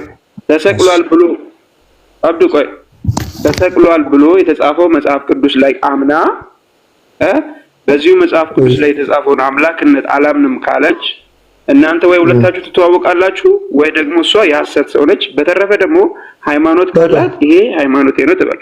ሃይማኖት ከሌላት ደግሞ የ666 አባል ልትሆን ስለምትችል ባታዳምጣት ባታዋራት ደስ ይለኛል። ቃል እንዳትናገር እሺ። አንዴ ቆይ ታነች ዝም በይ ቆይ አንዴ ላስረዳኝ። ዝም ቆይ አንዴ ላስረዳኝ። ይሄ ትርፍ ቃል አይደለም። ሃይማኖት ከሌላት 666 ነች አለቀ። ስለዚህ ቆይ አንዴ ለምን አትረጋጋም? አንተ ሰውዬ ለምን አትረጋጋም? ቆይ ላሳይህ እኮ ነው ማን እንደሚቀድም እኮ ላሳይህ ነው። አንዴ ተረጋጋ። አሁን ሂስቶሪካሊ ያ ጀማ አንድ ሰርፕራይዝ ነው ማሳያችሁ። በነገራችን ላይ ከስላሴ አማንያን ይሄ ከነዚህ ከስላሴ አማንያን ይሄ ከፕሮቴስታንቶች ቅርብ ጊዜ ነው የመጡት ባይዘውና ከነዚህ እና ድሮ የነበሩት ክርስቲያኖች ብንመለከት ድሮ የነበሩት ክርስቲያኖችን ላሳያቸው። ለምሳሌ በጣም ጥንት ከሚባሉት መካከል አንዶቹ በመጀመሪያው ክፍለ ዘመን የነበሯቸው በመጀመሪያው ክፍለ ዘመን ኢየሱስ በነበረበት ዘመን ከነበሩ ክርስቲያኖች መካከል ይሄ የቤተክርስቲያን አባቶች ምናምን ሁላ ይሄ ሁለተኛው ክፍለ ዘመን ምናምን ናቸው። ከዛ በፊት ማለት ነው። ከዛ በፊት በመጀመሪያው ክፍለ ዘመን የነበሩ መካከል ኢብናይቶች ናቸው። ኢብናይቶች ምን ብለው ነው የሚያምኑት የሚለው ነገር እንመልከት። ኢርሊ የሚባሉ ክርስቲያኖች ናቸው። በነገራችን ኢርሊ በጣም ኢብናይት የሚባሉት ኒው ወርልድ ሳይክሎፒዲያ ላይ ማየት የምትችሉት ኢብናይቶች በጣም መቼ መሰላችሁ የነበሩት? ዴታቸውን ላሳያችሁ መጀመሪያ ዴታቸውን ቆይ እሺ የነበሩበት በጣም ፈርስት ሴንቸሪ ላይ ነው። ባይዘው በጣም ፈርስት ሴንቸሪ የመጀመሪያው ክፍለ ዘመን ላይ ነው የሚሉት ኢብናይቶች እና ምን ብለው ነው የሚያምኑት የሚለው ነገር ፕራክቲስ ኤንድ ቢሊፍ ላይ ላሳያችሁ። ማን እንደሚቀድም ለማየት ነው። ገባችኋ? ማን ይቀድማል ቤት አለ? ይሄው ቢሊፋቸው ምን ነበር መሰላችሁ? እዚህ ጋር እንደምትመለከቱት ቢሊፋቸው ምንድነው? ሞስት ሂስቶሪያን ሶርስ አግሪ ዳት ኢብናይትስ ዲናይድ ሜኒ ሴንትራል ዶክትሪን ኦፍ ሜንስትሪም ክርስቲያን። ዛሬ ላይ እነዚህ የመጡት ማለት ቅርብ ጊዜ የመጡት እነዚህ አሁን ኢየሱስ አምላክ ነው ያላለ ክርስቲያን ጭራሽ እሷ ነው የምትቀድመው። የእሷ ጊዜ የነበሩት ኢየሱስ በስላሴ የሚባል ነገር አልነበረም። ኢየሱስ ቅድመ ህልውና ነበረው የሚባለው ነገር ኢየሱስ ለኃጢአት ሞቷል። እሷ ግርቃለች ትንሽ ወደ እነዚህ ራሱ አልቀረበችም። የቀደሙት የነበሩት ማለት ነው ኢየሱስ አምላክ ነው ብሎ ያምኑ የድሮቹ ክርስቲያኖች ማለት ነው። የድሮቹ ክርስቲያኖች ያውም ለሐዋርያት ጊዜ የቀረቡ ናቸው። የነበሩበት ታይም መቼ እንደሆነ ታውቃላችሁ? ይታያችኋል። አራውንድ 30ቱ 70 ዮሐንስ ወንጌል ሳይጻፍ ማለት ነው። ዮሐንስ ወንጌል አልተጻፈም። እነዚህ ሲኖሩ እነዚህ ክርስቲያኖች ሲኖሩ የኢየሱስ ተከታዮች ናቸው። ኦልሞስት 30ቱ 70 ሲኢ ማለት ኮመን ኢራ ማለት ነው። ኢየሱስ ከተወለደ ከ30ቱ 70 ነው። እናንተ ሁላችሁ ከዚህ ዘግያችሁ የመጣችሁ ናችሁ። ገባችሁ? አብዱ ኢየሱስ ሳይኖሩ የነበሩ ክርስቲያኖች ማለት ምን ማለት ነው? ሲጀመር ክርስቲያን እኮ ከኢየሱስ ወዲህ ነው። አንተ የምታቀርበው ማስረጃ ከኢየሱስ በፊት ሲጀመር ማጠየቀ ከይሄንን ማስረጃ ለአንተ ለማን ነው? እንደዛ አላልኩም። ክርስቲያን እኮ ከኢየሱስ ወዲህ ነው። አንተ ከኢየሱስ በፊት እንደዛ አይደለም ያልኩት። ክርስቲያኖች ከኢየሱስ በፊት የነበሩ ቆይ እንደዛ አይደለም ያልኩት። አዳምጥ መጀመሪያ። እነዚህ አካላት ኢየሱስ 33 ኤዲ ላይ የለም አይደል? የለም። ከዛ በኋላ እነዚህ አካላት የነበሩት አሁን የጠቀስኩል ኮሚኒቲዎች የነበሩት መች ነው ሲባል ከ30 እስከ 70 አካባቢ። ይሄ ማለት ማቴዎስ ወንጌል ምናምን አካባቢ ማለት ነው። ዮሐንስ ወንጌል ሳይጻፍ በፊት ዮሐንስ ወንጌል 90 ኤዲ ነው የተጻፈው። እነዚህ ሰዎች ይቀድማሉ። እነዚህ ሰዎች ምንድነው የሚያምኑት ሲባል የዛ መጀመሪያ ክፍለ ዘመን በጣም ለኢየሱስ እንደውም ኢየሱስ የነበረበት ታይም ማለት ነው በዛ ሰዓት የነበሩ ናቸው። ምንድነው የሚያምኑት ሲባል ይሄው ቢሊፋቸውን ስንመለከት ምንድነው ሞስት ሂስቶሪያንስ ሶርስ እንደሚያስቀምጡት እንደ ኢብናይቶች ምንድነው ዲናይድ ሜኒ ሴንትራል ዶክትሪን ኦፍ ሜንስትሪም ክርስቲያኒቲ አስ ትሪኒቲ ስላሴን አይቀበሉ ነበረ። ኢየሱስ ቅድመ ህልውና ነበሩ ብሎ አይቀበሉም። ድሮ የነበረ ነው ከማርያም በፊት ከማርያም ነው ህልውና የጀመረው ብሎ የሚያምኑት። ዲቪኒቲ ኦፍ ጂሰስ ኢየሱስ አምላክ ነው ብሎ አያምኑም። እንዳለ እነዚህ ትምህርቶች በአጠቃላይ መጤ ናቸው። ለኢየሱስ ዘመን የቀረቡ አካላት በአጠቃላይ ኢየሱስ አምላክ ነው ብለው አያምኑም።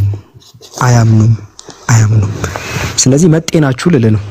አሁን መጤ ሰው መጥቶ አሁን ኢየሱስ አምላክ ነው ያላለ ሰው ክርስቲያን አይሆንም ይላል አንዴ። አብዱ ቆይ ይኸውልህ እኔ እሷን